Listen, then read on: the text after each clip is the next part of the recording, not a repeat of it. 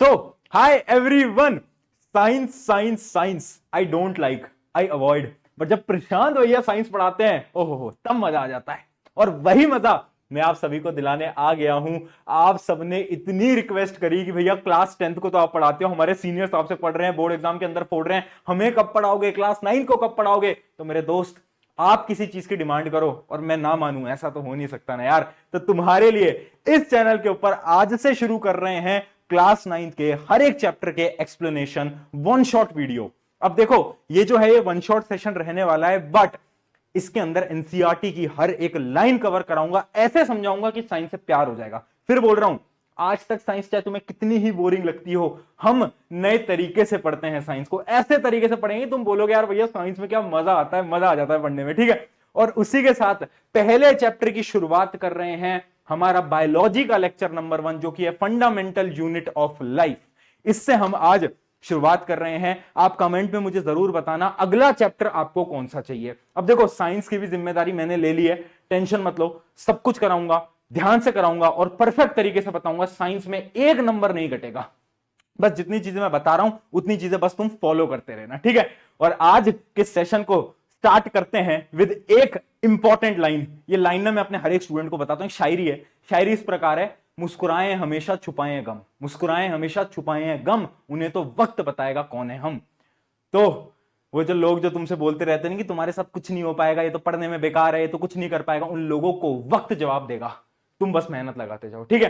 तो स्टार्ट करते हैं पहला हमारा लेक्चर। देखो, एक दो चीजें मैं आपको बता देता हूं, करना क्या है। ये जो लेक्चर है, इसकी जो स्लाइड्स हैं, ये जो नोट्स हैं, ये नोट्स आपको डिस्क्रिप्शन में मिल जाएंगे या फिर टेलीग्राम ज्वाइन कर लेना, वहां मिल जाएंगे। दूसरी चीज, एक रफ नोटबुक लेकर बैठो।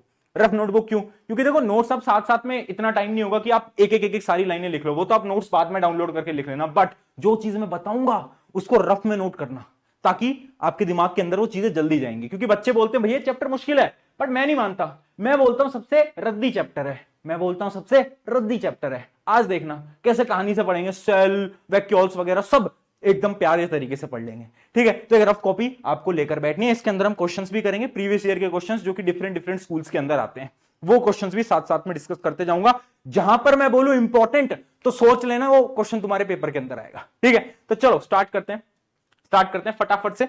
टॉपिक्स क्या क्या पढ़ने वाले हैं। अच्छा, मैं आपको एक चीज बताने भूल गया। अगर आप एक ऐसे स्टूडेंट हो जो कि मुझे नहीं जानते, आज तक आप नहीं जानते प्रशांत भैया कौन है, तो पहली चीज मैं बता देता हूं, मेरा पूरा नाम है प्रशांत किराड़।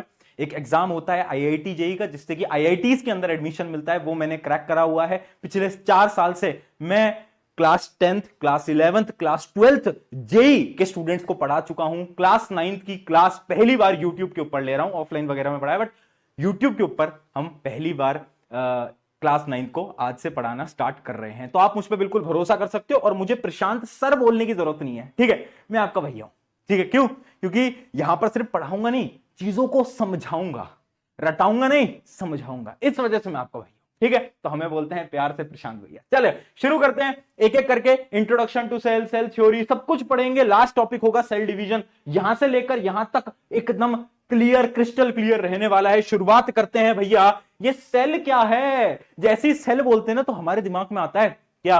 रिमोट वाला सेल। दिखाता हूं, रुको रुको रुको रुको, ये वाला सेल, ये याद आ जाता है ना कि भैया एक सेल होता है जो कि हम रिमोट में लगाते हैं, एसी वगैरह, टीवी वगैरह ऑन कर देते हैं, इस टाइप का सेल हमें याद आ जाता है। बट ये वाले सेल की बात नहीं कर रहा, मैं बात कर रहा हूं हमारी बॉडी जिस सेल से बनी है। अब तुम्हारे मन में एक डाउट आ गया कि भैया केमिस्ट्री के अंदर तो बताया था कि ना सारा जो भी चीजें हैं वो एटम से बनी होती हैं, बताया ना एटम से बनी होती हैं। अब आप कह रहे हो सेल से बनी होती हैं, ये क्या बात हुई? मेरी जान सुन, ये जो पेन है, जितनी भी नॉन लिविंग चीजें हैं ना, वो सब एटम से बनी है। बट जितनी भी लिविंग चीजें हैं, जैसे कि आप, मैं, पेड़ पौधे, पक्षी, सब कुछ, ये सब सेल से बने हैं, सेल से बने हैं, ठीक है। तो इसलिए हम सेल को बोलते हैं फंडामेंटल यूनिट ऑफ लाइफ। अब एक चीज यहां पर बड़ी इंपॉर्टेंट है, मैं एक बड़ी ही इंपॉर्टेंट चीज आपको अभी बताने वाला हूं, ध्यान से सुनना। देखो, यहां पर एक लाइन लिखी हुई है। क्या लाइन लिखी हुई है? Fundamental unit of life. Directly question आता है एग्जाम्स के अंदर, स्कूल एग्जाम्स के अंदर, why cell is called fundamental unit of life. क्यों बोलते हैं सेल को? आंसर भी बड़ा सिंपल है। क्यों? क्योंकि जितनी भी चीजें हैं सेल से ही बनी है। आप और मैं जो खड़े हैं, हम सेल से बने हैं। अब आप पूछोगे भैया कैसे बने हम सेल से? समझाता हूं। एक बड़ी ही इंपॉर्टेंट साइकिल है, इस इंपॉर्टेंट साइकिल को ध्यान से देखना। जब नंबर ऑफ सेल्स कंबाइन होते हैं, जब सेल्स एक साथ आते हैं तो वो टिश्यूज को बनाते हैं। किसको बनाते हैं? टिश्यूज। सेल्स मिले टिश्यूज बनाते हैं। पहली बता रहा हूं, ये जो टॉपिक है ये बड़ा इंपॉर्टेंट है, 10th में भी काम आएगा, ठीक है। सेल मिले टिश्यूज बनाया, टिश्यू मिले ऑर्गन्स बनाए। ऑर्गन्स, किडनी, किडनी जिस किडनी को बेच के तुम आईफोन लेने के ख्वाब देखते रहते हो, वही वाली किडनी भैया, हाँ किडनी है ना। ऑर्गन्स बनाए, और ऑर्गन्स ने मिलकर क्या बनाया? ऑर्गन सिस्टम बनाया। जैसे कि अलग अलग सिस्टम होते हैं, एक्सक्रीटरी सिस्टम होता है, बहुत अलग अलग टाइप के सिस्टम होते हैं, और ऑर्गन सिस्टम ने कंबाइन करके बनाया ऑर्गेनिजम्स, जैसे कि तुम, मैं और पेड़ पौधे पक्षी। समझ पाए? तो सेल क्या होता है? Fundamental unit of life. Cell से ही सब कुछ बना है, आप में हर एक चीज सेल से बनी है। तो याद रखना, why cell is called fundamental unit of life. क्यों? क्योंकि entire functioning of living organism begins from basic unit called cell. जितनी भी हमारी फंक्शनिंग है, जो भी हम हैं, वो सेल से बनते हैं, इसलिए इसको फंडामेंटल यूनिट ऑफ लाइफ बोला जाता है। अब एक और बड़ी इंपॉर्टेंट चीज, एनसीईआरटी के अंदर एक लाइन लिखी है, और उसी लाइन पे आपके जो टीचर्स है ना, वो आपको एग्जाम के अंदर क्वेश्चन दे देंगे और तुम सोचोगे यार ये तो पढ़ा ही नहीं। मैं आज बता देता हूं। एक लाइन लिखी है कि cell is called building block of life. Why? क्यों? क्यों बोला जाता है बिल्डिंग ब्लॉक? मैं बताता। देख, बिल्डिंग ब्लॉक का क्या मतलब है।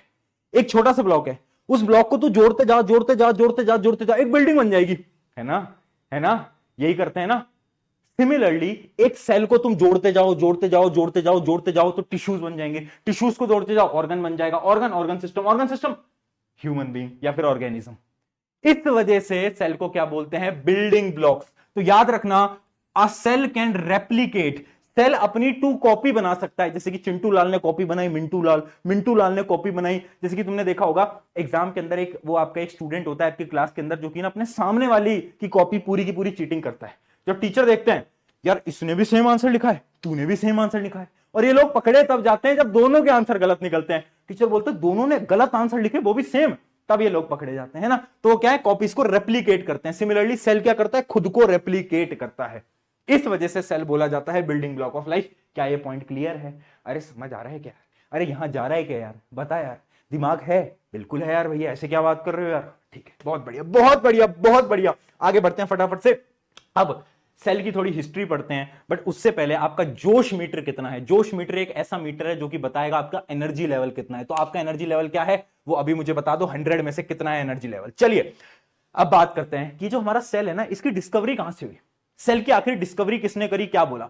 तो एक नाम है, एक साइंटिस्ट का नाम है रॉबर्ट हुक। क्या है? Robert Hooke. अब देखो, पुराने जमाने में ना रॉबर्ट नाम बड़ा ट्रेंडिंग पे था। जैसे आज के समय पर आर्यन, नेहा, ये नाम बड़े ट्रेंडिंग है ना, तो उस टाइम पर रॉबर्ट नाम बड़ा ट्रेंडिंग था। तो जो भी साइंटिस्ट होता सब अपना नाम रॉबर्ट रख लेते हैं, ठीक है। तो ये रॉबर्ट जी ने क्या करा? रॉबर्ट जी ने सेल की खोज करी। इन्होंने बोला कि यार, मतलब उन्होंने बेसिकली क्या करा, पेड़ होता है ना, पेड़, उसका जो तना होता है, उस पार्ट को लाए, माइक्रोस्कोप सेट करा और देखा। तो उन्होंने देखा कि यार ये तो कुछ छोटे छोटे से पार्टिकल्स हैं, और उन पार्टिकल्स को उन्होंने नाम दिया सेल। ठीक है, तो पहली खोज किसने करी थी? रॉबर्ट हुक ने। बट याद रखना, इन्होंने जो सेल देखे थे ना, वो डेड सेल थे, वो जिंदा नहीं थे भैया, वो मरे हुए थे। कैसे? जो पेड़ है उसकी जो तना होती है ना, वो उसके अंदर जो सेल्स होते हैं वो डेड सेल होते हैं, वो जिंदा सेल नहीं थे। ठीक है, अब आते हैं दूसरे साइंटिस्ट। दूसरे साइंटिस्ट का नाम है एंटोनी। इसकी स्पेलिंग थोड़ी सही कर लेना, IE लगा के, एंटोनी वैन। एंटोनी वैन जी जो थे, उन्होंने क्या करा? बड़ी इंपॉर्टेंट चीज, एंटोनी वैन जी ने पहली बार लिविंग सेल को देखा, माइक्रोस्कोप के अंदर लिविंग सेल को देखा। तो अगर एग्जाम के अंदर क्वेश्चन आए कौन सा साइंटिस्ट था जिसने लिविंग सेल को देखा, तो याद रखना आंसर विल बी एंटोनी। और फर्स्ट टाइम किसने सेल को देखा? Answer will be Robert Hooke. Confuse मत होना बेटा। चलिए आगे बात करते हैं, अगले साइंटिस्ट की तरफ बढ़ते हैं। अगला साइंटिस्ट है मेरा रॉबर्ट ब्राउन। रॉबर्ट ब्राउन भैया जी ने क्या करा बताओ? रॉबर्ट ब्राउन भैया जी ने क्या करा? रॉबर्ट ब्राउन ने खोज करी सेल के न्यूक्लियस की। न्यूक्लियस क्या होता है? Brain of the cell. अभी कंफ्यूज मत हो भैया, यार ये न्यूक्लियस तो आपने बताया नहीं, बताऊंगा, सब कुछ बताऊंगा, भरोसा रख। आगे बढ़ते हैं, अगला है मेरा परकिंजी। ये ध्यान से देखना, परकिंजी ने खोज करी प्रोटोप्लाज्म की। प्रोटोप्लाज्म क्या होता है? Living part of the cell. भैया अब आप ये प्रोटोप्लाज्म भी नहीं पढ़ाया। अरे पढ़ाऊंगा ना यार, रुक तो जा, सबर तो रख, बस इतना याद रखना, protoplasm is living part of the cell. बहुत बढ़िया, बहुत बढ़िया। अब देखना, अब आए तीन भाई, तीनों तबाही। तीन भाई तीनों तबाही, मतलब एक्चुअली में तीन भाई नहीं थे, बट तीन लोग थे जिन्होंने मिलके सेल की थ्योरी दी, जिन्होंने बताया कि एक्चुअली में सेल है क्या, कैसे एग्जिस्ट करता है, सब कुछ बताया सेल के बारे में, जिसको हम बोलते हैं cell theory. Double star mark कर लेना, बार बार पेपर के अंदर क्वेश्चन आता है, एक्सप्लेन सेल थ्योरी। अब देखना, पहले साइंटिस्ट थे हमारे स्क्लेडन, है ना। अब ये जो स्क्लेडन थे ना, ये आए और इन्होंने बोला यार जितने भी पेड़ पौधे हैं ना, all plants are made up of cell, इन्होंने बोला। ठीक है, ठीक है। उसके बाद दूसरे साइंटिस्ट आते हैं, श्वान। श्वान जी ने बोला all animals are made up of cells, इनकी बात भी मान ली। अब ये जो तीसरे साइंटिस्ट थे ना, ये थे बैक बेंचर, मतलब वो नहीं होते, जैसे कि आप मान लो बैक बेंचर बैठा है और टॉपर आंसर दे रहा है, तो बैक बेंचर बोलता है ना मैम से, मैम जैसे ही इज सेइंग राइट, जैसे टीचर ने पूछा व्हाट इज माइटोकॉन्ड्रिया, वो टॉपर बता रहा है mitochondria is the power house of the cell, तो बैक बेंचर कह रहा है yes is power house of the cell, होते हैं ना। इसी प्रकार से ये थे हमारे तीसरे साइंटिस्ट रिडोल्फ। रिडोल्फ जी ने बोला ये जो दो लोग हैं ना, ये एकदम सही बोल रहे हैं, इनकी बात गलत नहीं है, बस मैं एक पॉइंट और जोड़ना चाहता हूं। इन्होंने एक पॉइंट जोड़ा कि एक सेल बाकी और सेल्स को बना सकता है, मतलब एक सेल डिवाइड होके और नए सेल्स को बना सकता है, जिसको हम बोलते हैं सेल डिवीजन, ये इन्होंने बोला। तो सेल थ्योरी के 3 पॉइंट्स याद रखना। पहला पॉइंट है all living organism are composed of cell, सारे लिविंग ऑर्गेनिज्म सेल से बने होते हैं। दूसरा पॉइंट क्या है देखना, दूसरा पॉइंट है all living organism could be made up of 1 और मोर सेल, जितने भी ऑर्गेनिज्म है या तो एक सेल से बने या तो एक से ज्यादा सेल से भी बन सकते हैं। थर्ड पॉइंट क्या है, the new cells arise from pre existing cells through the process of cell division. Cell division की मदद से नए सेल्स जनरेट होते हैं, किससे, पुराने सेल्स से। क्या है पॉइंट क्लियर, ये क्या है, सेल डिवीजन, है ना।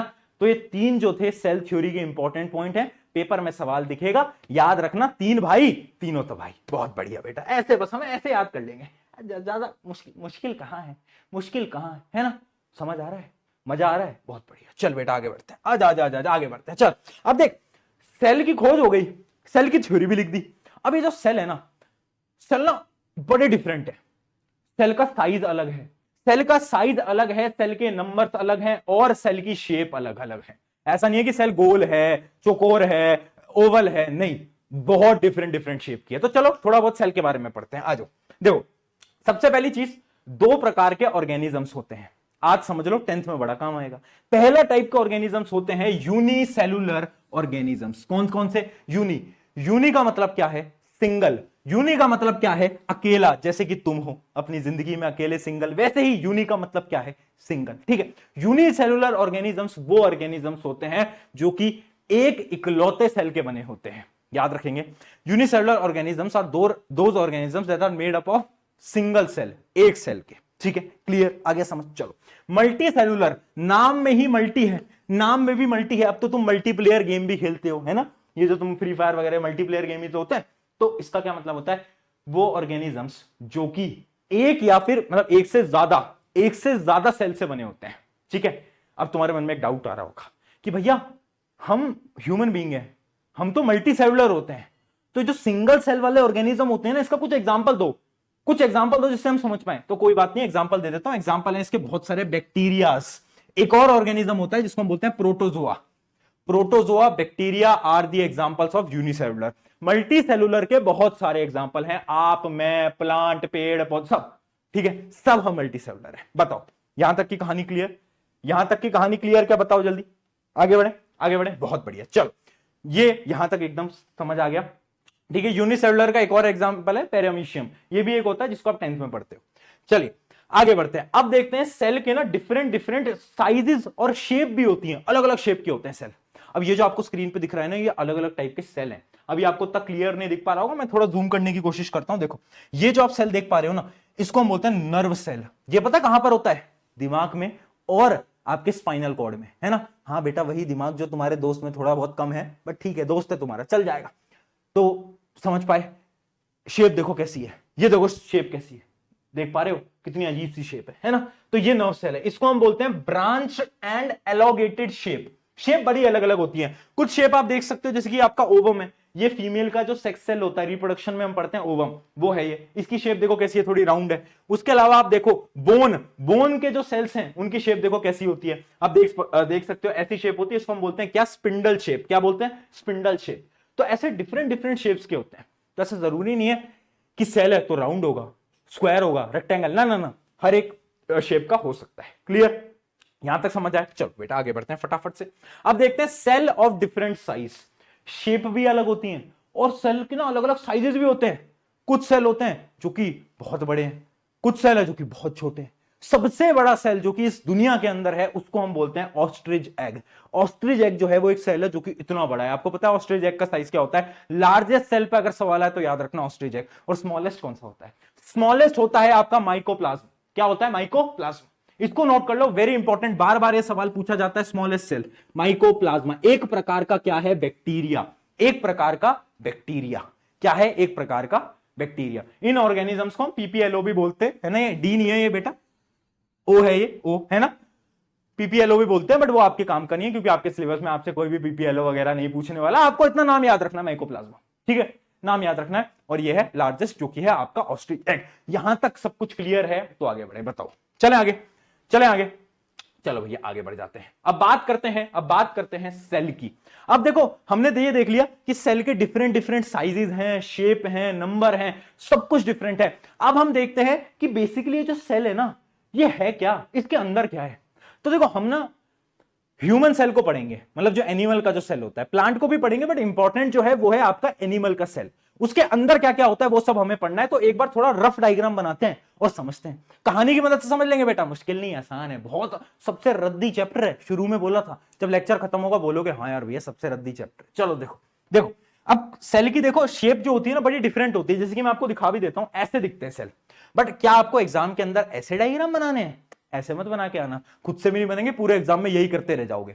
तो ऐसे डायग्राम मत बनाना, है ना। आप कैसी भी शेप बना सकते हो, जरूरी नहीं है, बस लेबलिंग सही होनी चाहिए। जैसे कि मैं मान लेता हूं मैंने बना दिया ऐसे, मैंने ओवल शेप बना दिया, ठीक है, ओवल शेप भी बनाओगे तो भी चल जाएगा। अब ध्यान सुनना, सेल के पास सबसे पहले होता है ये जो आप देख पा रहे हो, ये है बॉडीगार्ड। कौन? बॉडीगार्ड। सेल के पास सबसे पहले होता है बॉडीगार्ड। बॉडीगार्ड मतलब, अरे बोल, बॉडीगार्ड मतलब प्लाज्मा मेम्ब्रेन। क्या है? Plasma membrane. प्यार से इसको हम पीएम भी बोलते हैं। अरे वो वाले पीएम नहीं यार, तुम मुझे घर से उठवाओगे, सुन लो, प्लाज्मा मेम्ब्रेन। या फिर इसको हम बोलते हैं सेल मेम्ब्रेन यानी सीएम। देख रहे हो, पीएम सीएम एक साथ आ गए, क्या बात है। प्लाज्मा मेम्ब्रेन या फिर सेल मेम्ब्रेन, ये होता है बॉडीगार्ड। जब भी मैं बोलूं बॉडीगार्ड याद आ जाए प्लाज्मा मेम्ब्रेन, ठीक है। अब ध्यान से समझना, ध्यान समझना, इसके अंदर होता है brain of the cell. Brain होता है सेल का, जिसको हम बोलते हैं क्या? न्यूक्लियस। क्या बोलते हैं बेटा? न्यूक्लियस। यह है ब्रेन, सेल का दिमाग, ठीक है। उसके अलावा इस पूरे एरिया में जेली लाइक सब्सटेंस होता है। जेली लाइक सब्सटेंस होता है जिसको हम बोलते हैं साइटोप्लाज्मा। क्या बोलते हैं? साइटोप्लाज्मा, ठीक है। जेली लाइक सब्सटेंस जो कि हर एक जगह पर प्रेजेंट है। उसके अलावा इसके अंदर बहुत सारी डिफरेंट ऑर्गेनेलीज होती हैं, बहुत सारी डिफरेंट सेल ऑर्गेनेलीज होती हैं, बहुत अलग अलग प्रकार की, अलग अलग शेप की बहुत सारी ऑर्गेनेलीज होती हैं, जिनको हम बोलते हैं सेल ऑर्गेनेलीज। अब भैया ये ऑर्गेनेलीज क्या है? जैसे हमारी बॉडी के अंदर ऑर्गन्स है ना, जिनके अलग अलग काम है। किडनी का काम क्या है? आईफोन लेना? अरे नहीं, फिल्टर करना। भैया ब्लड को फिल्टर कौन करेगा? किडनी करेगी, तेरी मूर्ख बालक, है ना। तो सिमिलरली सेल के अंदर ऑर्गेनेलीज होती हैं जिनका अलग अलग फंक्शन होता है, ठीक है। वो फंक्शन भी आज हम पढ़ेंगे, टेंशन की बात नहीं है ना। अब एक होती है Z प्लस सिक्योरिटी, और Z प्लस सिक्योरिटी सबके पास नहीं होती, कुछ चुनिंदा लोगों के पास होती है। तो कुछ सेल के पास होती है Z प्लस सिक्योरिटी, कुछ सेल के पास होती है Z प्लस सिक्योरिटी। आप देख सकते हो ये जो मैं ग्रीन से बना रहा हूं, ये है Z प्लस सिक्योरिटी, जिसको हम बोलते हैं क्या? Cell wall. सेल वॉल ये होती है आपकी Z प्लस सिक्योरिटी। और ये पता है किस पे होती है? सिर्फ प्लांट सेल पे होती है, एनिमल सेल के पास नहीं होती। ये सिर्फ किस पे होती है? प्लांट सेल पे होती है, एनिमल सेल वगैरह पे नहीं होती सेल वॉल, ठीक है। तो Z प्लस सिक्योरिटी मिली है किनको? सिर्फ और सिर्फ प्लांट को। अब तुम पूछोगे ऐसा भेदभाव? हाँ, उसका रीजन भी बताऊंगा, टेंशन, ठीक है। ये क्लियर है। तो अभी आप इतना समझो, सेल है, सबसे पहले एक बॉडीगार्ड उसे मिला हुआ है, जिस बॉडीगार्ड को हम प्यार से बुलाते हैं पीएमसीएम यानी प्लाज्मा मेम्ब्रेन या फिर सेल मेम्ब्रेन। एक होती है Z प्लस सिक्योरिटी जो प्लांट के पास होती है, जिसको हम बोलते हैं सेल वॉल। अंदर है दिमाग, ब्रेन, ब्रेन को हम बोलते हैं न्यूक्लियस।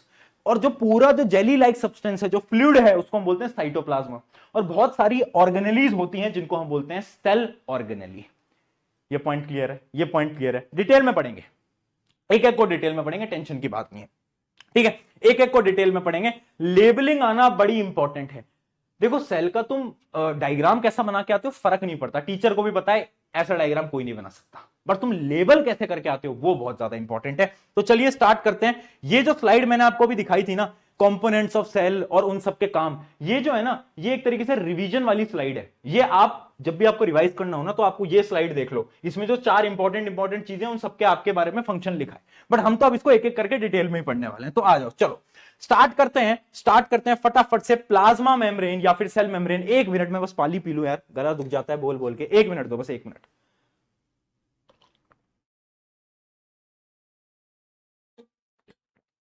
हाँ जी, करें स्टार्ट। चलो आ जाओ आ जाओ आ जाओ आ जाओ। अरे यही हूं यार, कहां गया क्या लिख रहे हो? यही हूं बेटा, यही हूं। ठीक है, चलो देखो, plasma membrane and cell membrane, सुनना मेरी बात, वेरी इंपॉर्टेंट। देखो ये एक तरीके से बॉडी गार्ड है।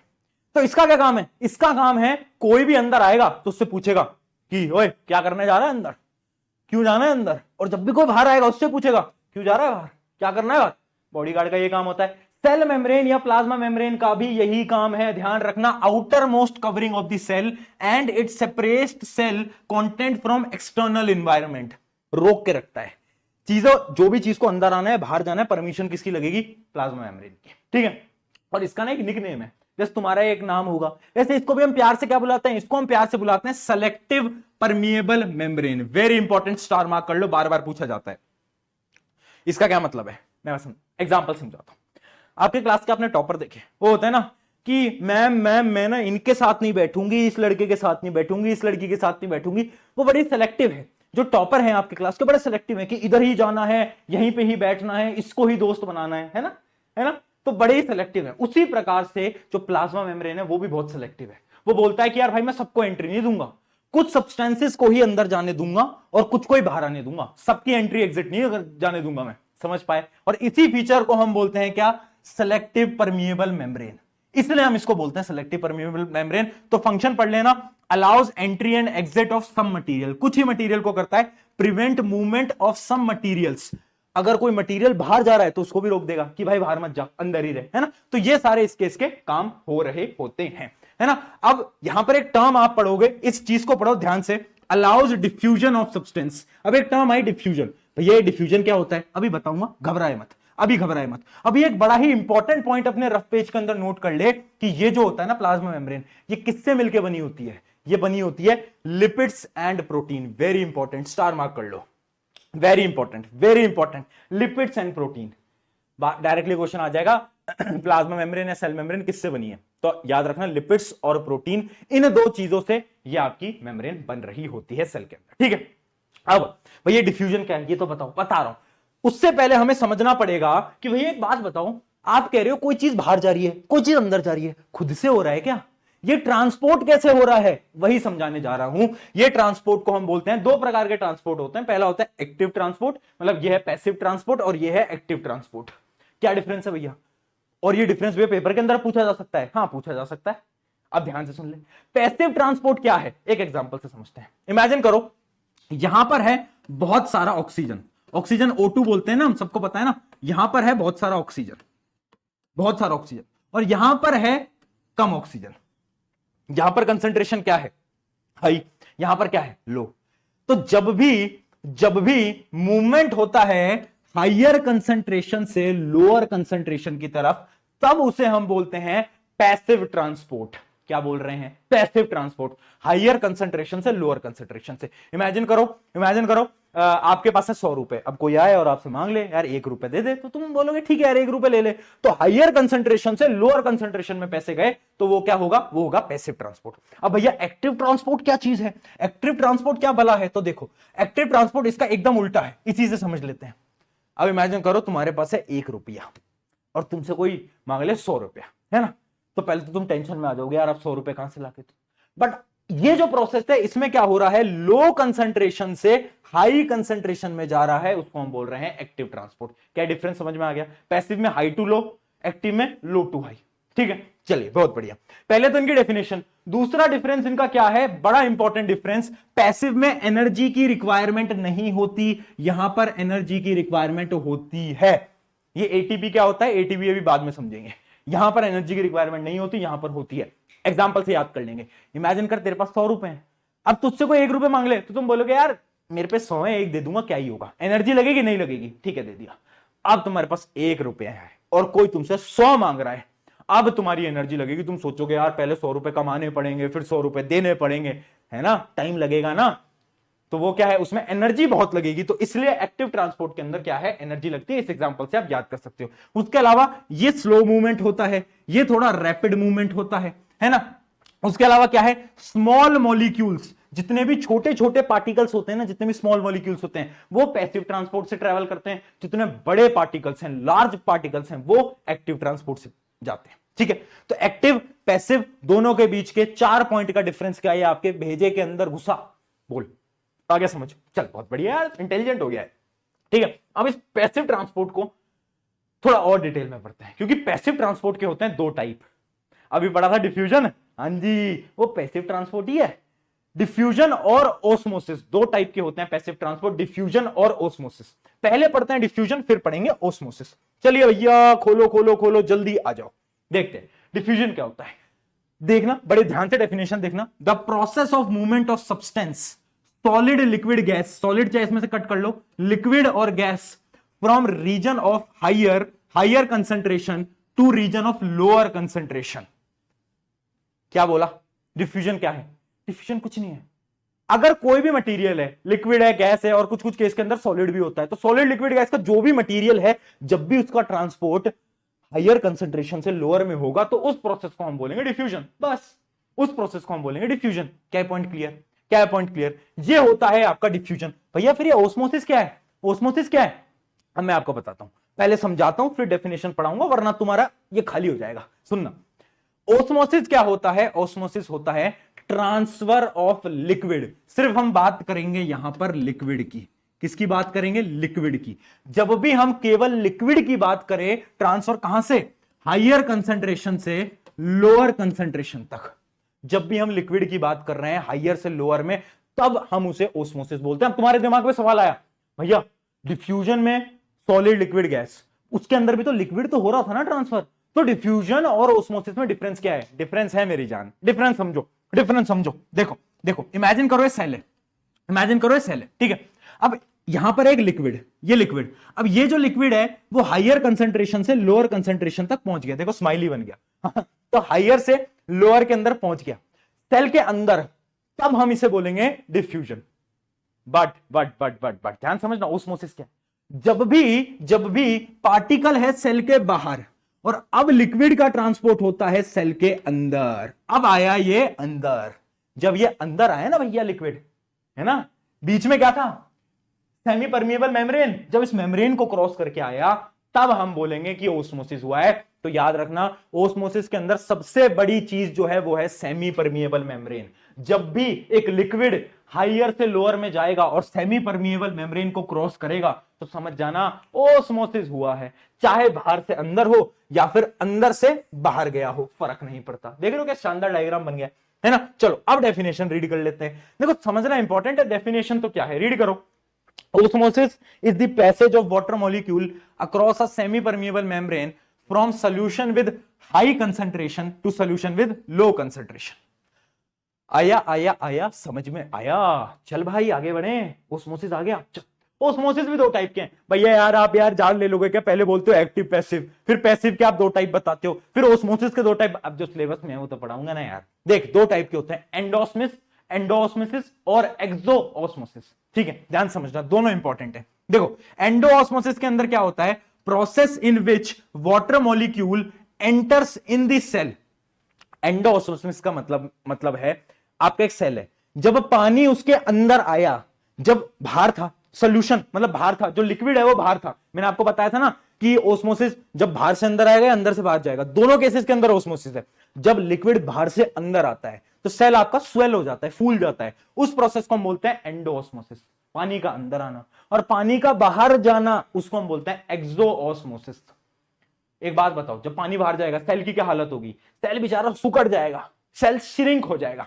क्लियर, बोल यार, आ गया, बहुत बढ़िया यार, है ना। तो इस डायग्राम से आप देख सकते हो, एंडोऑस्मोसिस के अंदर अंदर जा रहा है पानी और ये फूल जा रहा है, यहां पर बाहर जा रहा है और ये श्रिंक हो जा रहा है। ठीक है, चलो भैया आगे बढ़ते हैं। अब आ रहा है एक ऐसा टॉपिक जिसमें कि बच्चों को इतना डर लगता है ना। बस उस टॉपिक से पहले एक बार डिफ्यूजन और ऑस्मोसिस के डिफरेंस होते हैं, तो ये डिफरेंस कभी कभार स्कूल के पेपर के अंदर पूछ लिया जाता है कि डिफरेंस बिटवीन ऑस्मोसिस एंड आपका जो डिफ्यूजन है, तो याद कर लेना। इसके इस पूरी टेबल के अंदर से कोई भी 3 या 4 पॉइंट याद कर लो, 3 या 4 पॉइंट याद कर लेना, उतना आपके लिए सफिशिएंट है ना। 3 या 4 पॉइंट कोई भी आप याद कर लोगे उतना आपके लिए सफिशिएंट है, उतने में काम चल जाएगा। बाकी डिफ्यूजन और ऑस्मोसिस का मेन डिफरेंस क्या है? सेमी परमिएबल मेम्ब्रेन, याद रखना, सेमी परमिएबल मेम्ब्रेन। बीच में अगर सेमी परमिएबल मेम्ब्रेन आ गई तो ऑस्मोसिस, अगर नहीं आई तो डिफ्यूजन। बहुत बढ़िया है ना, ये स्लाइड आपको मिल जाएगी, इसको इसमें से 3 या 4 पॉइंट याद कर लेना। अब बढ़ते हैं सबसे एक ऐसा टॉपिक जिसमें बच्चे बोलते हैं भैया यार सब समझ आ गया, बस एक टाइप ऑफ सॉल्यूशन समझ नहीं आते। स्कूल के अंदर पढ़ाया था हाइपरटोनिक, हाइपोटोनिक, आइसोटोनिक। भैया यार आप समझाते, मैं समझाता हूं। देख, हाइपर बोलते हैं ना कि एक बच्चा हाइपर इंटेलिजेंट है, इसका क्या मतलब है? बहुत ज्यादा। हाइपर का मतलब क्या है? वर्ड्स को डिकोड करते हैं। हाइपर का मतलब है बहुत ज्यादा हाई, है ना, है ना। अब इसको समझने के लिए हम बड़े ही सिंपल एक एग्जांपल उठाते हैं, बड़ी आसानी से समझ लेंगे बेटा। आ जाओ, देखो, इमेजिन करो मैं ग्लास के अंदर पानी लेता हूं और उसमें चीनी मिलाता हूं, ठीक है। तो जो पानी है वो मेरा क्या है? सॉल्वेंट। पानी क्या है? सॉल्वेंट। और जो चीनी है वो मेरी क्या है? सॉल्यूट। क्या है? सॉल्यूट। पानी क्या है? सॉल्वेंट। चीनी क्या है? सॉल्यूट। ठीक है। अब ले लो, मैंने यहां पर बहुत सारा पानी लिया, है ना, मैंने यहां पर बहुत सारा पानी लिया और उसके अंदर मैंने चीनी मिलाई, चीनी मिलाई, चीनी मिलाई, चीनी मिलाई। अब चीनी मिल गई और मैंने बहुत सारी चीनी मिला दी, मतलब सॉल्यूट की जो मात्रा है, क्वांटिटी है, वो बहुत ज्यादा हाई है। जब भी एक सॉल्यूशन के अंदर सॉल्यूट बहुत ज्यादा होता है, याद रखना मैं क्या बोल रहा हूं, चीनी बहुत ज्यादा होती है, सॉल्यूट बहुत ज्यादा होता है। चीनी जस्ट मैंने एक एग्जांपल लिया आपको आसान समझाने के लिए, ठीक है। एक्चुअली में चीनी नहीं होती यहां पर, सॉल्यूट बहुत ज्यादा होता है, तो उस केस को हम बोलते हैं क्या? हाइपरटोनिक। हाइपरटोनिक। क्या ये बात गई भेजे में? गई। हाइपरटोनिक क्या हुआ? जब सॉल्यूट की अमाउंट बहुत ज्यादा, चीनी बहुत ज्यादा है ना, चीनी बहुत ज्यादा है, चीनी बहुत ज्यादा है, ठीक है। और हाइपोटोनिक क्या होता है? हाइपोटोनिक सॉल्यूशन इसका उल्टा, जहां पर सॉल्यूट बहुत कम है, चीनी बहुत कम है। तो हाइपर, हाइपर मतलब बहुत ज्यादा। क्या ज्यादा? चीनी बहुत ज्यादा है, याद रखना, सॉल्यूट बहुत ज्यादा है। और हाइपो, हाइपो का मतलब क्या है? वाटर बहुत ज्यादा है, सॉल्यूट बहुत कम है, ठीक है। और तीसरा होता है आइसो। आइसोटोनिक मतलब सेम, सेम, है ना, कुछ भी ज्यादा नहीं है, कुछ भी कम नहीं है, ठीक है। अब समझते हैं बड़े ही इंपॉर्टेंट चीज से, देखना, देखना, अब समझना, मैं समझा रहा हूं बेटा, बड़ा इंपॉर्टेंट एग्जांपल है। देखना, इमेजिन करो मेरे पास है हाइपरटोनिक सॉल्यूशन। इस हाइपरटोनिक सॉल्यूशन के अंदर मैं अपना सेल डाल देता हूं, मैं अपने सेल को इसके अंदर डाल देता हूं। ये डाल दिया मैंने सेल, ये है मेरा सेल, ठीक है। अब एक बात बताओ, हाइपरटोनिक क्या है? सॉल्यूट बहुत ज्यादा है। सॉल्यूट कहां पर है? सॉल्यूशन में। सॉल्यूट सेल के अंदर तो नहीं है, यहां पर है ना, सॉल्यूशन में, सॉल्यूशन में है ना। बोल, समझ ले बेटा, बड़ा मुश्किल टॉपिक लगता है बच्चों को, आसानी समझा रहा हूं। देख, कहां पर है सॉल्यूट ज्यादा? सॉल्यूशन के अंदर, इसके अंदर, सेल के अंदर बहुत कम है। बट पानी कहां ज्यादा है? पानी कहां ज्यादा है? सॉल्वेंट कहां ज्यादा है? सॉल्वेंट है सेल के अंदर। सेल के अंदर है ना पानी ज्यादा, सेल के अंदर है पानी ज्यादा, है ना, बाहर तो सॉल्यूट ज्यादा है ना। तो पानी कहां से कहां जाएगा? हायर से लोअर। तो पानी कहां मूव करेगा? सेल से पानी मूव करेगा बाहर, बाहर, बाहर, बाहर। और सेल क्या कर जाएगा? श्रिंक। क्या कर जाएगा? श्रिंक। इसका मतलब जब भी हाइपरटोनिक सॉल्यूशन है, मान लो मैंने उस सेल को डाला हाइपरटोनिक के अंदर, क्या होगा? जितना भी पानी है, जितना भी पानी है सेल का, वो खींच लेगा और सेल बेचारा श्रिंक हो जाएगा। समझ पाए क्या कॉन्सेप्ट था? कॉन्सेप्ट ये था कि याद रखना, हाइपरटोनिक, हाइपर क्या ज्यादा है? ज्यादा है सॉल्यूट, चीनी बहुत ज्यादा है। चीनी के पानी के अंदर मैंने सेल को डाल दिया। अब भैया पानी कहां ज्यादा है? पानी है सेल के अंदर, क्योंकि वो जो नॉर्मल जो वाटर है हाइपरटोनिक, उसके अंदर तो चीनी ज्यादा है ना, पानी कम है। तो पानी कहां से कहां मूव करेगा? सेल से बाहर। समझ गए? समझ गए। अब देखना इसका दूसरा एग्जांपल जो कि है हाइपोटोनिक। अब इमेजिन करो, इमेजिन करो ये है मेरा हाइपोटोनिक। अब इमेजिन करो ये है मेरा हाइपोटोनिक। हाइपोटोनिक का मतलब क्या है? सॉल्यूट बहुत कम है, सॉल्यूट ना के बराबर है। तो ये जो सॉल्यूशन है इसके अंदर सॉल्यूट नहीं है, बट सेल के अंदर थोड़ा बहुत सॉल्यूट तो है, थोड़ा बहुत सॉल्यूट तो है। तो अब सॉल्वेंट की मात्रा कहां ज्यादा, पानी की मात्रा कहां ज्यादा है? बताओ। पानी की मात्रा है बाहर, यहां पर बाहर, पानी की मात्रा है बाहर ज्यादा, पानी बाहर ही है ना ज्यादा।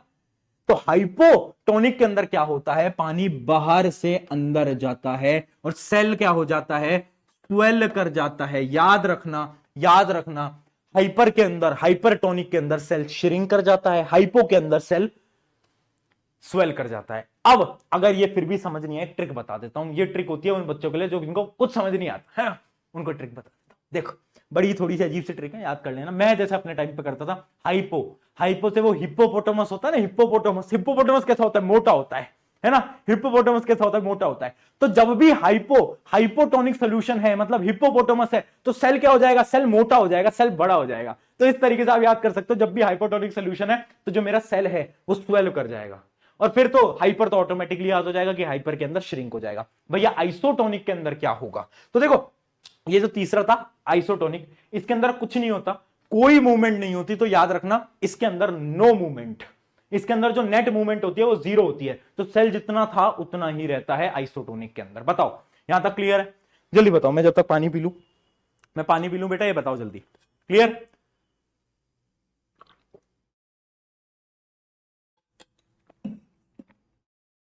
चलो चलो जल्दी जल्दी, याद रहेगा, हाइपो, हिप्पोपोटामस, स्वेल, ठीक है। चलो बहुत बढ़िया, आगे बढ़ जाते हैं, आगे बढ़ जाते हैं फटाफट से।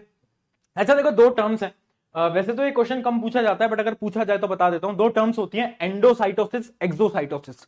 तो कंफ्यूज मत होना, जब भी कोई मटेरियल, जब भी कोई मटेरियल सेल के अंदर आता है, किसकी मदद से, प्लाज्मा मेम्ब्रेन की मदद से।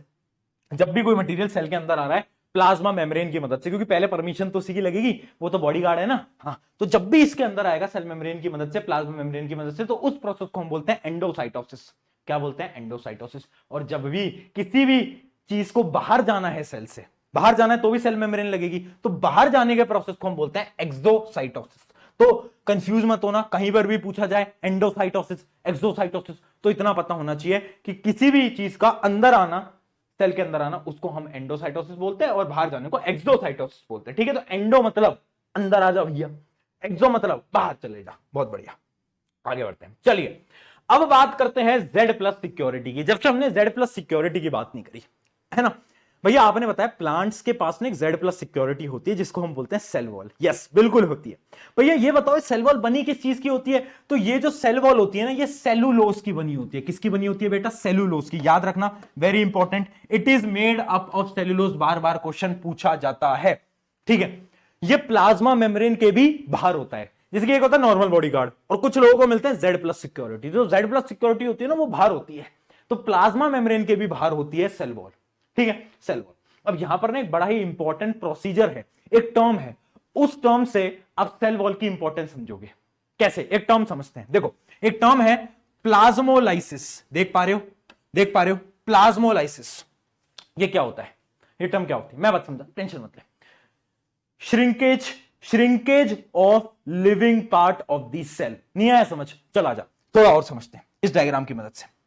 देख, इमेजिन कर, इमेजिन कर, ये मेरा नॉर्मल सेल है, दिख पा रहा है, ये मेरा नॉर्मल सेल है। एक बार ब्राइटनेस चेक कर लेता हूं, ब्राइटनेस थोड़ी कम कर देता हूं, आपको और क्लियरली विजिबल हो जाएगा, ठीक है। ये मेरा लिविंग सेल है। अब ये जो मेरा प्लांट का सेल है, इमेजिन करो इसको मैंने हाइपरटोनिक सोल्यूशन के अंदर डाल दिया। हाइपरटोनिक क्या होता है, हाइपरटोनिक के अंदर क्या होता है, सेल श्रिंक कर जाता है। जितना भी सेल का मटेरियल होता है वो पानी सारा बाहर चला जाएगा और सेल श्रिंक कर जाएगा, ठीक है। अब जब मेरा सेल श्रिंक करता है ना, तो जितना भी लिविंग पार्ट है, लिविंग पार्ट मतलब जितना भी मेरा पार्ट है, जैसे कि मेरी प्लाज्मा मेम्ब्रेन, न्यूक्लियस वगैरह सब कुछ, सारी चीजें श्रिंक करती जाती हैं, श्रिंक करती जाती हैं, है ना। बट एक चीज है जो कि श्रिंक नहीं करती, क्या, जेड प्लस सिक्योरिटी, जो कि होती है मेरी क्या, ये जो आप देख पा रहे हो ना ऊपर की तरफ, उधर दिखाता हूं उस तीसरे डायग्राम से। देखो सारा पार्ट श्रिंक कर गया, बट ये जो है आउटर कवरिंग, जिसको हम बोलते हैं सेल वॉल, सेल वॉल नहीं टूटती। जेड प्लस सिक्योरिटी भैया है, हमसे लड़ेगा, हमसे नहीं लड़ सकता, ठीक है। तो सेल वॉल जो होता है वो देख पा रहे हो। तो सेल वॉल का मेन काम क्या है, सेल वॉल का मेन काम है प्लांट के सेल को रिजिड बनाना, ताकतवर बनाना, शक्ति देना। तो क्या आप मेंटेन करती है, rigidity of the cell, cell को रिजिड बनाती है। समझ पाए, समझ पाए। प्लाज्मोलाइसिस क्या है, shrinkage of living part of the cell. जितना भी लिविंग पार्ट है उसका श्रिंक हो जाना, उसको हम बोलते हैं प्लाज्मोलाइसिस। क्लियर है बेटा, क्लियर है, जल्दी बताओ, यहां तक एकदम क्लियर है ना। इसको आ गया। अब देखते हैं एक बार functions of cell wall. Cell wall के फंक्शंस देख लेते हैं फटाफट से। अच्छा, सेल वॉल क्या प्लांट्स के अलावा भी कुछ और ऑर्गेनिजम्स में भी होती है? बिल्कुल होती है, बिल्कुल होती है। जैसे बैक्टीरिया होते हैं उनके अंदर भी सेल वॉल प्रेजेंट होती है। ठीक है, तो देखते हैं, सबसे पहले देखते हैं किन किन चीजों के अंदर होती है हमारी। तो सबसे पहला है आपका plants, fungi and bacteria. Plant, fungi and bacteria के अंदर आपकी सेल वॉल प्रेजेंट होती है। सेल वॉल का मेन काम क्या है? मेन काम मैं समझाता हूं, बड़ा इंपॉर्टेंट है, ध्यान से देखना और इस लाइन को पढ़ना। देखो, cell absorbs water by osmosis leading to swelling and pressure against cell wall. Imagine करो, मेरा जो प्लांट सेल है उसको मैंने हाइपोटोनिक, हाइपो मतलब फूल जाना, उस सोल्यूशन में डाल दिया। अब सारा पानी अंदर आया जा रहा है, आया जा रहा है, आया जा रहा है, आया जा रहा है। सेल मोटा होता जा रहा है, मोटा होता जा रहा है। अब अगर ज्यादा मोटा हुआ तो बर्स्ट कर जाएगा। बट सेल के पास है क्या? Z+ security. वो Z+ सिक्योरिटी सेल को बर्स्ट नहीं करने देगा, फटने नहीं देगा। तो सबसे इंपॉर्टेंट क्या है? ये क्या करता है cell wall? Cell wall prevents किससे? फ्रॉम बस्टिंग, फटने से बचाता है। किसको? आपके प्लांट सेल, फंजाई सेल या फिर आपके जितने भी बैक्टीरिया वगैरह होते हैं उन सेल्स को। समझ गए? सबसे इंपॉर्टेंट फंक्शन है इसका, सबसे इंपॉर्टेंट। अब एक चीज समझ लो, एक चीज समझ लो। देखो, जो प्लांट के जो सेल वॉल होती है वो तो सेलुलोज से बनी होती है, जबकि जो आपके बैक्टीरियाज होते हैं ना, उनकी सेल वॉल जो होती है वो किससे बनी होती है? एक कंपाउंड होता है, कंपाउंड आपको पता भी होगा, पेप्टिडोग्लाइकन। किस किस को पता है पेप्टिडोग्लाइकन? स्कूल के अंदर पढ़ा है पेप्टिडोग्लाइकन। हाँ, उसी से आपकी सेल वॉल बनी होती है। किसकी? बैक्टीरिया की। फंजाई की किसकी बनी होती है? फंजाई की बनी होती है काइटिन से, है ना, जिसको तुम चिटिन, काइटिन, है ना बहुत बढ़िया। तो वो बनी होती है आपकी काइटिन से। आई होप ये चीज क्लियर है। ये तीनों के नाम याद कर लेना भैया, किस चीज की बनी होती है सेल वॉल, ये तो पता होना चाहिए। सेल वॉल का फंक्शन पता होना चाहिए। सेल वॉल कर क्या रहा है? Z+ सिक्योरिटी दे रहा है। बहुत बढ़िया, बहुत बढ़िया। बताओ बताओ, अब आपके मन में एक सवाल आ रहा है, भैया यार एक मेरे मन में ना बड़ी देर से एक सवाल आ रहा है यार, आप कह रहे हो कि यार सेल वॉल बड़ी जरूरी चीज है, तो भैया हमारे पास क्यों नहीं है, एनिमल्स के पास क्यों नहीं है, इतना भेदभाव क्यों है? मैं समझाता हूं। देख, एनिमल्स जो होते हैं वो चल सकते हैं, है ना, मूवमेंट कर सकते हैं। प्लांट मूवमेंट नहीं कर सकते, प्लांट मूवमेंट नहीं कर सकते। ठीक है, तो प्लांट अपने आप को इधर से उठाकर इधर नहीं रख सकते। Plant can not move. इस वजह से प्लांट का रिजिड होना, टफ होना बहुत ज्यादा जरूरी है। अगर प्लांट सॉफ्ट हुआ, प्लांट के सेल्स रिजिड नहीं हुए, तो प्लांट खत्म हो जाएंगे, प्लांट्स बच ही नहीं पाएंगे। ठीक, समझ पाए? बट हम मूव कर सकते हैं, है ना, हम मूव कर सकते हैं। इस वजह से हमें जरूरत नहीं है सेल वॉल की। समझ पाए? तो याद रखना, बड़ा इंपॉर्टेंट पॉइंट ये है, प्लांट को सेल वॉल क्या रखता है? रिजिड एंड फिक्स्ड रखता है। It helps the plant because they are immobile. Immobile, ये वो वाला मोबाइल नहीं है जिससे तुम नया सुनैना से बात करते हो। ये इमोबाइल का मतलब है चल नहीं सकते, है ना, चल नहीं सकते, उसको हम बोलते हैं इमोबाइल। बताओ, क्लियर?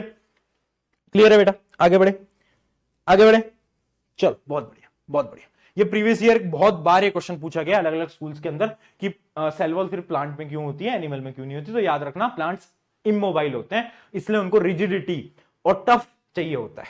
चलो आगे बढ़ते हैं। अब पढ़ते हैं न्यूक्लियस। भैया जी न्यूक्लियस पढ़े। न्यूक्लियस है brain of the cell, brain of the cell. क्यों? क्यों है ब्रेन? क्यों है ब्रेन? बताओ, ऐसा क्या है?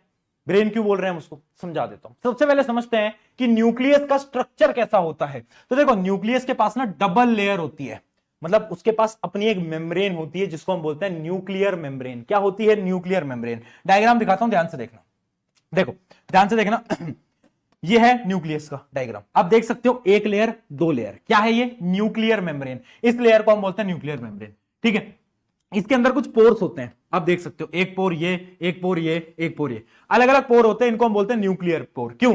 ट्रांसफर का एक्सचेंज कराने के लिए इसके पास अपने पोर्स होते हैं। ठीक है, अब ध्यान से देखना, अब ध्यान से देखना, इसके अंदर होता है थ्रेड लाइक स्ट्रक्चर। ये आप देख पा रहे हो, ये थ्रेड लाइक स्ट्रक्चर, ये जितना भी आप देख पा रहे हो, ये थ्रेड लाइक स्ट्रक्चर जो होता है, इसी को हम बोलते हैं DNA। सुना है? सुना है? Deoxyribonucleic acid. भैया ये क्या बोल दिया? सुना है कभी डीएनए? हाँ सुना तो है, थोड़ा थोड़ा याद है ना, डीएनए। हाँ, तो डीएनए बड़ी ही इंपॉर्टेंट चीज है। क्यों? देखो, आप में से बहुत लोग इस सेशन को देख रहे हैं, किसी की आंखों का कलर जो होगा ब्लैक होगा, अंदर वाले की बोल रहा हूं, है ना, जैसे मेरा थोड़ा ब्राउन ब्लैक है, कुछ लोगों का बिल्कुल ब्राउन होता है, किसी की, वो एक गाना था ब्लू आईज हिप्नोटाइज तेरी, तो किसी का ब्लू भी हो सकता है। तो ये जो सारे जो फीचर्स होते हैं ना हमारी बॉडी की, वो पता कौन डिसाइड करता है? हमारा डीएनए। हमारा डीएनए। और डीएनए कहां है? डीएनए है न्यूक्लियस के अंदर। तो न्यूक्लियस ने एक ऐसी इंफॉर्मेशन को स्टोर करा हुआ है जो कि हमारे लिए बहुत इंपॉर्टेंट है। डीएनए ही सब कुछ डिसाइड करता है कि आप कैसे दिखोगे, आपके हेयर्स कैसे होंगे, सब कुछ डीएनए। समझ पाए? तो डीएनए वेरी इंपॉर्टेंट है, इसी वजह से हम इसको बोलते हैं brain of the cell. Nucleus को ब्रेन ऑफ द सेल इसलिए बोला जाता है क्योंकि इसके पास एक थ्रेड लाइक स्ट्रक्चर होता है जिसको हम बोलते हैं डीएनए। डीएनए की फुल फॉर्म नोट कर सकते हो, डीऑक्सी राइबो न्यूक्लिक एसिड। यहां पर लिखी होगी, दिखा भी देता हूं, आ जाओ। यहां पर लिखी भी होगी, दिखा भी देता हूं। Deoxy ribo nucleic acid, deoxy ribose nucleic acid, ठीक है, इसको हम बोलते हैं डीएनए। क्लियर? एक आरएनए भी होता है, तो आरएनए बस ये डीऑक्सी हटा दो, राइबोस न्यूक्लिक एसिड लिख दो, वो आपका आरएनए हो जाता है। बाकी टफ नहीं है, बड़ा सिंपल है ना? तो वो हो जाता है आपका राइबोस न्यूक्लिक एसिड। चलो भैया, बहुत बढ़िया। तो आई होप ये आपको समझ आ गया डीएनए। अब ना यहाँ पर कुछ टर्म्स हैं जो कि आपको समझनी पड़ेंगी। अब वो टर्म्स बड़ी इंटरेस्टिंग है पर थोड़ी टफ भी है ना? 10th में बड़ा काम है। 10th में एक चैप्टर होता है हेरिडिटी, उसको पढ़ने के लिए आपको ये चीज समझनी पड़ेगी। मैं हर साल 10वीं के बच्चों को पढ़ाता हूं और उनको पता ही नहीं होता। मैं बोलता हूँ 9th में नहीं पढ़ा था भैया, 9th में तो मजे कर रहे थे। मैंने कहा यार तुमने मुझसे नहीं पढ़ा था ना, बट तुम पढ़ के आ रहे हो मुझसे, तो अब ध्यान से सुन लेना, ध्यान से देखो। देखो, दो टर्म्स होती हैं वेरी इंपॉर्टेंट। पहली टर्म होती है क्रोमेटिन। क्रोमेटिन क्या होता है? क्रोमेटिन क्या होता है? आपका डीएनए जो है ना, ये डीएनए जो है ना आपका थ्रेड लाइक स्ट्रक्चर, ये थ्रेड लाइक स्ट्रक्चर जब रेंडमली डिस्ट्रीब्यूटेड है, पड़ा हुआ है ऐसे, है ना, इधर एक इधर पड़ा, एक इधर पड़ा, एक उधर पड़ा है ना, ऐसे अलग अलग जगह पे। जब आपका डीएनए क्या है, रेंडमली डिस्ट्रीब्यूटेड है न्यूक्लियस के अंदर, तब हम उसे बोलते हैं क्या? क्रोमेटिन। क्या बोलते हैं? क्रोमेटिन। हम उसको क्या बोलते हैं? क्रोमेटिन, ठीक है। बट जब आपका एक टाइम ऐसा आता है, मैंने आपको शुरू में ही बताया था सेल थ्योरी के अंदर, एक सेल डिवाइड होकर नए सेल बनाता है। जब आपका सेल डिवाइड होता है ना, तो पता है क्या होता है? ये जो न्यूक्लियस का जो डीएनए होता है ना, ये एक कॉइल्ड फॉर्म के अंदर आ जाता है। ऐसे दो डीएनए जो होते हैं वो मिल जाते हैं और ऐसे कॉइल बना देते हैं। क्या बना देते हैं? कॉइल। कॉइल कॉइल्ड फॉर्म के अंदर आ जाता है और इसको हम बोलते हैं क्रोमोसोम। क्रोमोसोम। समझ पाए? समझ पाए? समझ पाए? पहले डीएनए जब रेंडमली डिस्ट्रीब्यूटेड है उसको हम क्रोमेटिन बोल रहे हैं। बट जैसे ही सेल जो है वो डिवाइड हुआ, तो क्या हुआ? इन डीएनए ने क्या करा? पेयर बना लिया। ये डीएनए आए और इन्होंने ऐसे एक स्ट्रक्चर बना लिया, कॉइल्ड स्ट्रक्चर, उसको हम बोलते हैं क्रोमोसोम। उसको हम बोलते हैं क्रोमोसोम। तो इस चीज को हम लास्ट में भी पढ़ेंगे जब हम मियोसिस माइटोसिस पढ़ते हैं। वैसे हम 10th के अंदर बहुत डीपली पढ़ते हैं, बट अभी मैं आपको बता रहा हूं क्रोमोसोम और क्रोमेटिन क्या होता है। तो कंफ्यूज मत होना, क्रोमेटिन और क्रोमोसोम के अंदर कोई भी पूछे तो तुम उसको ये बता के आ जाना, ठीक है? यहां तक क्लियर? यहां तक क्लियर? तो आप समझ पाए न्यूक्लियस कितना इंपॉर्टेंट है। न्यूक्लियस क्या कर रहा है? न्यूक्लियस के पास डीएनए है, डीएनए के पास आपकी सारी जेनेटिकल इंफॉर्मेशन है, सारी जेनेटिकल इंफॉर्मेशन। तो न्यूक्लियस का मेन काम यही है, ठीक है? आगे देख सकते हैं हम, nucleus plays a central role in cellular reproduction and development by directing chemical activities and determining cell maturity. जब भी रिप्रोडक्शन होता है उस समय पर न्यूक्लियस का काम सबसे इंपॉर्टेंट होता है, क्योंकि इसी के ही जो डीएनए है वो कॉइल होते हैं और क्रोमोसोम बनाते हैं, और क्रोमोसोम ही क्या करते हैं? फीचर्स को डिसाइड करते हैं, है ना, कि आपकी आंखें काली होंगी, आपके बाल कैसे होंगे, वो सब क्रोमोसोम डिसाइड, ठीक है? चलो, आई होप ये चीज क्लियर है। अब बात करते हैं कुछ उन सेल की जिनके साथ जिंदगी ने करा मोए मोए। मोए मोए एक मीम चलता था ना, मोए मोए, जिंदगी ने करा मोए मोए। क्यों? इन बेचारों को न्यूक्लियस ही नहीं दिया। बताओ, तुम बोलते हो भैया जिंदगी में हमारे दुख बहुत है, भैया वो रिप्लाई नहीं करता, रिप्लाई नहीं करती, आपको नहीं पता। मैं कह रहा हूं कुछ लोगों के पास न्यूक्लियस ही नहीं है। तुम बताओ, तुम्हारा दुख बड़ा, इनका है ना भाई? तो उनके दुख समझ लेते हैं, आ जाओ। देखो, दो टाइप के सेल होते हैं, एक होते हैं प्रोकैरियोटिक, एक होते हैं यूकैरियोटिक। प्रोकैरियोटिक, यूकैरियोटिक, ठीक है? प्रोकैरियोटिक वो सेल होते हैं जो कि छोटे सेल होते हैं, इनके पास इनका न्यूक्लियस वेल डिफाइंड नहीं होता, इनके पास न्यूक्लियस वेल डिफाइंड होता ही नहीं है, ठीक है?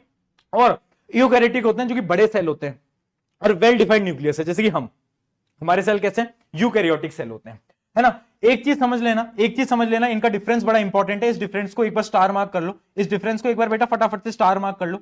आप देख सकते हो प्रोकैरियोटिक और यूकैरियोटिक दोनों का डिफरेंस इंपॉर्टेंट है। तो पहले तो हो गया साइज जो होता है स्मॉल होता है ना? Nuclear region in not well defined, well defined नहीं होता, बट न्यूक्लियर रीजन होता तो है, अच्छी तरीके से नहीं होता बट थोड़ा बहुत रीजन होता है। उसको हम क्या बोलते हैं? उसको हम बोलते हैं न्यूक्लियोइड। याद रखना, 1 मार्कर क्वेश्चन के अंदर ये आ जाएगा आपके पेपर के अंदर कि जो प्रोकैरियोटिक सेल होते हैं उसके अंदर जो न्यूक्लियस प्रेजेंट होता है उसको हम क्या बोलते हैं? उसको हम बोलते हैं न्यूक्लियोइड, ठीक है, इसके अंदर सिंगल क्रोमोसोम होते हैं, उसके अंदर डबल क्रोमोसोम होते हैं।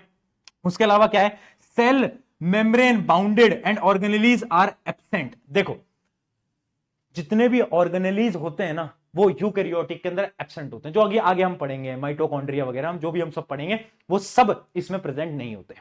बट एक सेल ऑर्गेनेली है जो कि इसके पास है, उस सेल ऑर्गेनेली को हम बोलते हैं राइबोसोम। अभी डायग्राम दिखाऊंगा उससे समझ जाओगे, है ना। बाकी इसका डिफरेंस जो है यूकैरियोटिक का एकदम इससे उल्टा है ना। More than one chromosome present होते हैं, cell is well defined membrane, cell के पास एक मेम्ब्रेन होती है, उसके साथ साथ सारे ऑर्गेनेलीज प्रेजेंट होते हैं। अब सुन लो, अब सुन लो, अब एक डायग्राम दिखा रहा हूं, डायग्राम दिखा रहा हूं। अब देखो ये एक थोड़ा रफ डायग्राम है, ध्यान से समझना। ये डायग्राम है उन सेल्स का, जैसे कि बैक्टीरिया सेल्स की आप बात कर सकते हो, वो क्योंकि वो आपके प्रोकैरियोटिक के आते हैं, प्रोकैरियोटिक के अंदर जो बैक्टीरिया वगैरह होते हैं वही आते हैं, ठीक है। अब ध्यान से समझो, ये डायग्राम बड़ा इंपॉर्टेंट, ध्यान से समझना। देखो ये आपका प्रोकैरियोटिक सेल है, प्रोकैरियोटिक सेल के पास क्या क्या चीज है वो आप समझो। इसके अंदर सेल ऑर्गेनेली नहीं है, बस इसके पास है राइबोसोम्स।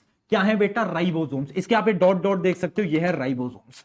उसके अलावा क्या है, उसके अलावा जो डीएनए है ना, डीएनए वो फैला हुआ है, डीएनए पड़ा हुआ है, यहां पर डीएनए पड़ा हुआ है ना। और उसी रीजन को हम क्या बोल देते हैं, उस रीजन को हम बोलते हैं न्यूक्लियोइड, है ना। उसी रीजन को हम बोल दे रहे हैं न्यूक्लियोइड, न्यूक्लियस नहीं है, डीएनए पड़ा हुआ है और उस रीजन को हम न्यूक्लियोइड बोल रहे हैं।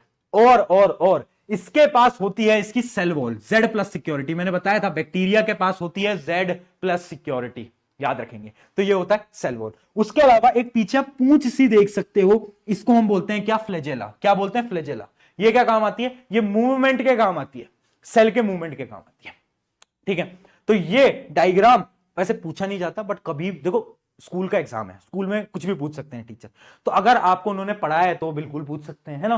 देखो पूछ सकते हैं कि बैक्टीरिया के सेल को ड्रॉ करके बताओ, तो आपको पता होना चाहिए उसके पास सेल वॉल होती है, अंदर राइबोसोम्स होते हैं, न्यूक्लियोइड होता है और फ्लैजेला होती है। अगर इतना बनाकर आते हो 1 नंबर नहीं कटेगा, शर्त है मेरी, ठीक है। और तुम मुझसे साइंस पढ़ रहे हो ना, तो एक लाइन यहां के अंदर डाल लो, एकदम भेजे के अंदर डाल लो। एक वो कहावत थी ना कि बाज क्या थी, कि चीते की चाल, बाज की नजर, और प्रशांत भैया की साइंस पे कभी संदेह नहीं करते, ठीक है। तो डरना नहीं है, जो पढ़ा रहा हूं दैट इज इनफ। चलो बहुत बढ़िया, है ना। तो बैक्टीरिया के सेल का इस प्रकार से आप डायग्राम बनाकर आ सकते हो। चलिए क्वेश्चन देखते हैं, क्वेश्चन का आंसर आप दोगे, फटाफट से मुझे बता दो चैट सेक्शन के अंदर। Undefined nuclear region of prokaryotic are also known as, undefined nuclear region को क्या बोलते हैं?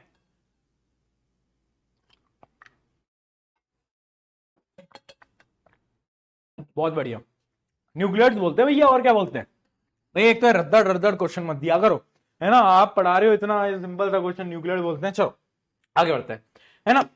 अब पढ़ते हैं यूकैरियोटिक सेल्स की सेल ऑर्गेनेलीज के बारे में। सेल ऑर्गेनेलीज के बारे में मैंने शुरू में बताया था, क्या बताया था? Outer covering, bodyguard. बॉडीगार्ड क्या है? Plasma membrane. Z+ security, cell wall. Brain of the cell, nucleus. अंदर क्या है? सेल ऑर्गेनेली, और उन्हीं सेल ऑर्गेनेली को हम पढ़ने वाले हैं। बट एक चीज और थी, साइटोप्लाज्म। साइटोप्लाज्म क्या होता है वो पढ़ लो। साइटोप्लाज्म कुछ नहीं है भैया, कोई नई चीज नहीं है, मैंने आपको बता रखा है। The fluid content enclosed by cell membrane, जो भी फ्लूइड कंटेंट है जिसके अंदर आपके सेल ऑर्गेनेलीज पड़े हुए हैं, उसको हम बोलते हैं क्या? साइटोप्लाज्म। उसको हम बोलते हैं क्या? साइटोप्लाज्म, ठीक है। तो ये तो फ्लूइड है। अब पढ़ते हैं एक एक करके सेल ऑर्गेनेलीज, अलग अलग सेल ऑर्गेनेलीज पढ़ेंगे। बट इसको ना हमें कहानी से समझना है, बोरिंग तरीके से पढ़ के क्या, सेल ऑर्गेनेलीज पढ़ना बच्चों को टफ लगता है। अब मैं एक कहानी बताता हूं, उस कहानी से देखो आप कैसे याद कर पाओगे। देखो एक कहानी याद करेंगे। मान लो आपको लेना है एक आईफोन, ठीक है, आपको लेना है एक आईफोन। तो सबसे पहले एक फैक्ट्री होगी, एक फैक्ट्री होगी, है ना, आईफोन की फैक्ट्री होगी, जिसके अंदर आईफोन बनता होगा, आईफोन बनता है ना। इस फैक्ट्री में से कुछ वेस्ट भी निकलता होगा, उस वेस्ट को बाहर फेंक देते होंगे, है ना, उस वेस्ट को बाहर फेंक देते होंगे। आईफोन की फैक्ट्री वाले वेस्ट को बाहर फेंक देते होंगे। यहां पर आईफोन बना रहे हैं। अब आईफोन बन जाता है तो कुछ जो स्टॉक होता है उसको स्टोर करके रख लेते हैं। कुछ स्टॉक को क्या होता है? स्टोर करके रख लेते हैं, है ना। सिंपल जो आपकी डिलीवरी सर्विसेज होती है उसका एग्जांपल दे रहा हूं। देखो उस समय सेल कैसे समझते हैं। मान लो 50 आईफोन बन गए, तो 20 आईफोन को स्टोर करके रख लिया, और बाकी बचे हुए जो 30 आईफोन थे वो डिलीवर। अब मान लो यहां से तुम चिंटू लाल जी ने ऑर्डर करा कि यार मुझे एक आईफोन चाहिए, अमेजोन पे कर देता हूं ऑर्डर, फटाफट आपने कर दिया ऑर्डर, है ना, अपनी किडनी बेच के, ठीक है। तो अब आप पे आईफोन आएगा। आईफोन कैसे आएगा? एक डिलीवरी सर्विसेज होंगी, है ना, यहां से आएगी एक डिलीवरी सर्विसेज, वो डिलीवरी सर्विस क्या करेगी, आपको डिलीवरी सर्विस जाएगा और आईफोन आपके पास फाइनली पहुंच जाएगा। यही होगा पूरा प्रोसीजर, यही होगा ना। एक फैक्ट्री में बना, जो एक्स्ट्रा था वो स्टोर हुआ, और यहां पर भी डिलीवरी सर्विसेज क्या करेंगे, आईफोन की पैकेजिंग वगैरह करेंगी, उनको स्टोर करेंगी और उनको पहुंचा देंगे आप तक। यही प्रोसीजर है ना पूरा। अब इसी प्रोसीजर से देखो सेल की ऑर्गेनेलीज हम समझते हैं कैसे, बड़ा इंपॉर्टेंट है ना, बड़ा इंपॉर्टेंट है। स्टोरी में दो कैरेक्टर्स और याद रखना, दो कैरेक्टर हैं, यहां पर दो गुंडे है ना, यहां पर दो गुंडे और खड़े थे है ना, जिन्होंने तुमसे तुम्हारा आईफोन खींच लिया। वो दो गुंडे कौन है वो भी हम स्टोरी में समझ लेंगे। चलो अब देखते हैं स्टोरी को सेल की कहानी में। सेल की कहानी में ये क्वेश्चन को बाद में देखते हैं है ना, वैसे इसका आंसर दे दो। The only cell organelle seen in prokaryotic कौन सा होता है, अभी बताया राइबोसोम। सिर्फ राइबोसोम प्रेजेंट होता है प्रोकैरियोटिक के अंदर, बता चुका हूं। चलिए चलिए तो अब हम स्टार्ट करते हैं फटाफट से, बट सबसे पहले काम करते हैं, ये राइबोसोम होता क्या, ये क्या बला है, इसको समझ लेते हैं। राइबोसोम, अब देखो राइबोसोम को हम बोलते हैं प्रोटीन फैक्ट्री। ये है प्रोटीन की फैक्ट्री, ठीक है, ये है प्रोटीन की फैक्ट्री। क्यों, क्योंकि ये एक ऐसा ऑर्गेनेली है जिसके पास मेम्ब्रेन नहीं होती। मैंने बताया था न्यूक्लियस के पास दो मेम्ब्रेन होती हैं, इस बेचारे के पास एक भी नहीं होती। तना है जिंदगी में, देखो बेचारे एक भी मेम्ब्रेन नहीं मिली। सैड फॉर राइबोसोम, चैट में स्पैम कर देंगे। चलो है ना, अब ये क्या बना रहा है, ये प्रोटीन बना देता है भैया, क्या बना देता है, प्रोटीन। और सबसे अच्छी बात है ये प्रोकैरियोटिक में भी होता है, यूकैरियोटिक में भी होता है ना। ये अकेला ऐसा ऑर्गेनेली है जो कि प्रोकैरियोटिक के अंदर मिलता है, बाकी कोई नहीं मिलता। काम क्या है, प्रोटीन। प्यार से क्या बोलते हैं, प्रोटीन फैक्ट्री, ठीक है, याद रखें, कोई भी क्वेश्चन आ जाए, which organelle is called protein factory, ribosome, ठीक है। चलो राइबोसोम समझ लिया, अब वापस हमारी कहानी पे आते हैं। कहानी में डिस्टर्बेंस हो रही है यार, कहानी समझनी पड़ेगी पहले। चलिए शुरुआत करते हैं एंडोप्लाज्मिक रेटिकुलम से। कैसा इटालियन सा नाम नहीं है ना, कैसे कैसे नाम है अपने, अपने नाम देखो, रमेश, सुरेश, रोहित, चिंटू, मिंटू, सोनू, ये सारे नाम होते हैं। और ये देखो एंडोप्लाज्मिक, आसान नाम रख लेते हैं बट ठीक है, एंडोप्लाज्मिक रेटिकुलम। अब देखना एंडोप्लाज्मिक रेटिकुलम क्या है, मैंने आपको बताया ना, एक फैक्ट्री में आपका आईफोन बन रहा है, तो वो जो फैक्ट्री है वो है एंडोप्लाज्मिक रेटिकुलम। यहीं पर ही सेल के लिए जितनी भी चीजें रिक्वायर्ड हैं वो सब बनेंगी। तो फैक्ट्री क्या है, एंडोप्लाज्मिक रेटिकुलम। तो देखते हैं, endoplasmic reticulum forms a network membrane, bond tubes and sheets within a cell. ये ट्यूब्स बनाता है और बहुत सारी शीट्स बनाता है। दो टाइप के एंडोप्लाज्मिक रेटिकुलम होते हैं, डबल स्टार मार्क कर लो, क्वेश्चन बार बार पूछा जाता है। Difference between rough endoplasmic reticulum and smooth endoplasmic reticulum, double star mark कर लेंगे, ठीक है। बार बार एक क्वेश्चन आता है भैया स्मूथ और रफ ये क्या है, ये क्या है दोनों, मैं बता देता हूं। एंडोप्लाज्मिक रेटिकुलम जिसके ऊपर, जिसके सरफेस पे राइबोसोम प्रेजेंट्स हैं, राइबोसोम, जहां पर राइबोसोम्स हैं उसको हम बोलते हैं रफ, जहां पर राइबोसोम नहीं है उसको हम बोलते हैं स्मूथ। अब एक बात बता मुझे, अगर राइबोसोम्स हैं तो भैया राइबोसोम्स क्या करेंगे, हवन करेंगे, नहीं भाई प्रोटीन बनाएंगे, प्रोटीन बनाएंगे। तो क्या करते हैं, जो आपका रफ एंडोप्लाज्मिक रेटिकुलम है जिसको हम RER बोलते हैं, वो क्या बनाता है, वो प्रोटीन बनाता है। जबकि ये क्या बनाता है, ये प्रोटीन नहीं बनाता, ये बनाता है लिपिड्स। क्या बनाता है, ये बनाता है लिपिड्स। याद रखेंगे वेरी इंपॉर्टेंट, SER जो होता है आपका वो लिपिड्स बनाने के काम आता है, जबकि RER प्रोटीन बनाने के काम आता है, ठीक है। तो इसका जो डिफरेंस है वो एक बार देख लेते हैं, है ना। Appears rough due to ribosomes, इसमें राइबोसोम होते हैं, वहां पर राइबोसोम नहीं प्रेजेंट होते। राइबोसोम सिंथेसिस प्रोटीन, जबकि स्मूथ जो होता है वो क्या बनाता है, लिपिड्स बनाता है। अगली चीज क्या है, not involve in lipid production, ये लिपिड प्रोडक्शन में इन्वॉल्व नहीं होता है ना, जबकि वो लिपिड आपका बना रहा होता है, वो प्रोटीन नहीं बनाता। अगला क्या है, नो रोल इन एंजाइम और हार्मोन सिंथेसिस, एंजाइम और हार्मोन बनाने का कोई इसका रोल नहीं होता, जबकि function in enzyme and hormone synthesis, इसका काम होता है थोड़ा बहुत एंजाइम और हार्मोन। अब तुम्हारे मन में सवाल उठ रहा होगा भैया एंजाइम, एंजाइम क्या होता है, हार्मोन तो पता है, बॉडी के अंदर हार्मोन आते हैं, पिंपल्स हो जाते हैं, वो सब हमें पता है, एंजाइम क्या होता है। तो एंजाइम कुछ ऐसी चीजें होती हैं जो कि बायोलॉजी के अंदर जो रिएक्शंस होती है ना उनको कंडक्ट कराती हैं। अभी आप इतना समझ लो, उतना आपके लिए काफी, ठीक है। एक लास्ट पॉइंट है कि जो आपका रफ होता है, RER जो होता है, वो नो डिटॉक्सिफिकेशन कैपेबिलिटीज। मान लो फैक्ट्री है, ये क्या है, फैक्ट्री है, ठीक है। अब इस फैक्ट्री के अंदर मान लो एक गुंडा आ गया, तो RER जो है ना उसके पास कोई भी डिटॉक्सिफिकेशन कैपेबिलिटी नहीं है, मतलब कोई भी अगर गलत चीज आती है ना तो उसको बाहर नहीं कर सकता। बट SER के पास कैपेबिलिटी है, SER निकालता है अपनी जेब से बंदूक, है ना, बंदूक, कहता है कि मैं तो बिहार से बिलोंग करता हूं, मेरे पास तो कट्टा जेब में रहता ही है, और ये डरा देता है और गुंडा चला जाता है। तो याद रखना RER, no detoxification capability, detox नहीं कर सकता, गलत चीजों को बाहर नहीं निकाल सकता, बट ये क्या कर सकता है, क्रूशल इन डिटॉक्सिफिकेशन, ये डिटॉक्स कर सकता है, ये डिटॉक्स कर सकता है, गलत चीजों को बाहर निकाल सकता है। ठीक है, ये मत लिख के ना इसके पास गन होती है, वरना बहुत पिटोगे बेटा, है ना। चलो, है ना। चलो फैक्ट्री समझ ली, फैक्ट्री आ गई, क्लियर, फैक्ट्री हो गया। चलो अब आईफोन बन गया फैक्ट्री में। अब फैक्ट्री से बनने के बाद मुझे बताओ, फैक्ट्री से बनने के बाद, इस क्वेश्चन को छोड़ो, फैक्ट्री से बनने के बाद क्या होगा। अच्छा वो क्वेश्चन कुछ इंपॉर्टेंट था क्या, क्या था, हाँ बता ही दो। Lipids molecules in cells are synthesized by, lipids कहां बनते हैं, मैंने बताया अभी, स्मूथ, RER में प्रोटीन, SER में लिपिड्स। बहुत बढ़िया, तो ये तो आपको पता ही है ना। चलो आगे बढ़ते हैं। अब बढ़ते हैं, देखो मैंने आपको क्या बताया, मैंने आपको इतना बताया कि आईफोन बन गया, अब आईफोन को डिलीवरी भी तो कराना है। अब ये डिलीवरी कौन करेगा भैया, कौन है जो डिलीवरी करेगा, तो वो डिलीवरी करता है कौन, गोल्गी एपेरेटस, गोल्गी एपेरेटस। तो गोल्गी एपेरेटस, जैसे अमेज़न वाले क्या करते हैं, पैकेट लेते हैं, उसकी पैकेजिंग करते हैं, उसका मॉडिफिकेशन करते हैं और वो आपके घर तक डिलीवर करते हैं, वो सारा काम करता है गोल्गी एपेरेटस। ठीक है ना, याद रहेगा नाम, गोल्गी एपेरेटस। तो गोल्गी एपेरेटस का मतलब named after discover of Camillo Golgi, ये अपना बेचारा कैमिलो गोल्गी जी था जिसके नाम पे इसका नाम ही रख दिया, बहुत बढ़िया, है ना। अगली चीज क्या है, इसकी शेप कैसे होती है, आपको इसका थोड़ा सा अंदाजा लगाता हूं। देखो ये आप डायग्राम देख सकते हो, parallel sheets, parallel sheets, parallel sheets, parallel sheets. तो इसका मतलब है गोल्गी एपेरेटस ना पैरेलल शीट्स होती हैं, ऐसे ऐसे ऐसे ऐसे ऐसे ऐसे, समझ पाए। ये है diagram of Golgi apparatus, paper में नहीं पूछा जाता, इतनी टेंशन नहीं लेनी। इसका मेन काम क्या है, इसका मेन काम जो है ना वो है फेलिसिटेट्स पैकेजिंग एंड ट्रांसपोर्ट। जितना भी आपका पैकेजिंग है, मॉडिफिकेशन है, ट्रांसपोर्ट है, सब ये करेगा, सब ये करेगा।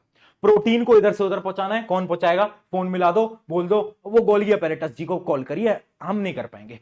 फैक्ट्री का काम था बनाना, उसने बना दिया एंडोप्लाज्मिक रेटिकुलम ने। अब आगे का काम किसका भैया, आगे का काम गोल्गी एपेरेटस का, वही चेक करेगा, वही पैकेज करेगा, वही मॉडिफाई करेगा और वही घर पे जाकर डिलीवर कराएगा। तो याद रखना, performs function such as storage, modification, packaging of products in vesicles, ये इसका मेन काम होता है। ठीक है ये इसका। अब इसका ना एक काम और होता है, ये ना ध्यान से देखना, plays are role in formation of lysosomes. Note कर लो, बार बार क्वेश्चन पूछा जाता है, बार बार क्वेश्चन पूछा जाता है, कौन सा ऐसा ऑर्गेनेली है जो कि लाइसोसोम के फॉर्मेशन में काम आता है। तुम्हारे मन में अभी बहुत सारे सवाल चल रहे होंगे, भैया वे लाइसोसोम क्या है, नहीं आप यार कितना बोलोगे, मैं कह रहा हूं सुन मेरी बात, डरे मत, कहानी के भरोसे चलता रहे, तू कहानी के भरोसे चलेगा याद हो जाएगा। लाइसोसोम क्या होता है वो समझते हैं, चलो आ जाओ। लाइसोसोम क्या होता है सबसे पहले वो समझते हैं। लाइसोसोम क्या होता है, एक चीज याद रखना, गोल्गी एपेरेटस जो होता है वो लाइसोसोम के फॉर्मेशन के काम आ रहा है। लाइसोसोम क्या होता है, देखो फैक्ट्री थी, फैक्ट्री ने आईफोन बनाया, किसने बनाया, एंडोप्लाज्मिक रेटिकुलम ने, गोल्गी एपेरेटस ने तुम्हारे घर तक डिलीवर कर दिया। मैंने आपको बताया था कुछ वेस्ट प्रोडक्ट होंगे जो कि बच जाएंगे, कुछ वेस्ट प्रोडक्ट होंगे जो कि बच जाएंगे। अब उन वेस्ट प्रोडक्ट को कंपनी बाहर भी तो फेंकती है, आईफोन बना रही है तो वेस्ट प्रोडक्ट तो आएगा ही। अब वो जो वेस्ट प्रोडक्ट है, उन वेस्ट प्रोडक्ट को कंपनी बाहर फेंकती है और सेल के अंदर जितना भी वेस्ट मटेरियल होता है उसको डिकंपोज कौन करता है, डिकंपोज करते हैं लाइसोसोम्स। इसको हम बोलते हैं सुसाइड बैग्स। क्या बोलते हैं, सुसाइड बैग्स। ठीक है, ये होते हैं सुसाइड बैग्स। ऐसा क्या है, लाइसोसोम में कुछ अलग है, हाँ बिल्कुल अलग है। देख लो क्या अलग है, देखो लाइसोसोम्स के पास होते हैं कुछ डाइजेस्टिव एंजाइम्स। क्या होते हैं, डाइजेस्टिव एंजाइम। जैसे ही कुछ वेस्ट पार्टिकल आया, लाइसोसोम ने देखा, लाइसोसोम ने बोला डाइजेस्टिव एंजाइम्स जाओ और उसको खा लो, वो खा लेते हैं और सब कुछ गायब हो जाता है। तो जितना भी वेस्ट पार्टिकल है उसको डिकंपोज कर देता है कौन, लाइसोसोम्स। तो याद रखना लाइसोसोम्स के पास डाइजेस्टिव एंजाइम्स होते हैं जिसकी मदद से वो सब कुछ डाइजेस्ट कर लेता है। एक चीज याद रखना, एक चीज याद रखना, ये किसकी मदद से बन रहे हैं लाइसोसोम, किसकी मदद से बन रहे हैं, गोल्गी एपेरेटस की। याद रखना ये पॉइंट बड़ा इंपॉर्टेंट है। ठीक है, अब एक सवाल आता है कि इसको हम सुसाइडल बैग्स क्यों बोल रहे हैं, वाई वी आर, इसको हम क्या बोल रहे हैं, सुसाइडल बैग्स, क्यों क्यों वाई, सोचो मैं बताता हूं। कभी कभार क्या होता है, सेल के अंदर ना कुछ इंप्योरिटीज आ जाती है, सेल के अंदर कुछ गलत हो रहा होता है। जैसे ही लाइसोसोम को पता चलता है कि और भाई कुछ तो गलत है, तो लाइसोसोम क्या करता है, पूरे सेल के ऊपर डाइजेस्टिव एंजाइम थ्रो कर देता है और पूरा सेल डिस्ट्रॉय हो जाता है, खत्म हो जाता है। समझ रहे हो, लाइसोसोम, लाइसोसोम क्या कर रहा है, जितना भी वेस्ट है या फिर कभी कभार तो पूरे के पूरे सेल को ही डाइजेस्ट कर जाता है। तो याद रखना termed suicidal bag as they may burst during cellular disturbance leading self digestion। जब भी सेलुलर डिस्टर्बेंस होगा, सेलुलर डिस्टर्बेंस मतलब सेल के अंदर कुछ गलत होगा, जब भी कुछ गलत होगा तो सलमान खान नहीं आएगा बचाने के लिए, बचाने के लिए आता है लाइजोम। लाइजोम देखता है गलत हो रहा है, चलो भैया उड़ा दो सबको, तो ये उड़ा देता है। याद रखेंगे, सबसे इंपॉर्टेंट काम इसका है। ठीक है ठीक है, चल, है ना, एकदम क्लियर, एकदम क्लियर। तो जितने भी डाइजेशन वगैरह हैं वो कौन करेगा, वो आपका करेगा लाइसोसोम। चलो यहां तक कहानी क्लियर। किसी को कोई समस्या यहां तक की कहानी में, कोई प्रॉब्लम, कोई समस्या है तो फटाफट से बता दो, है ना। चलो 1 मिनट पानी पी लो। एक तो लेक्चर लेके डेली इतने लेक्चर लेता हूं, गले में दर्द हो जाता है।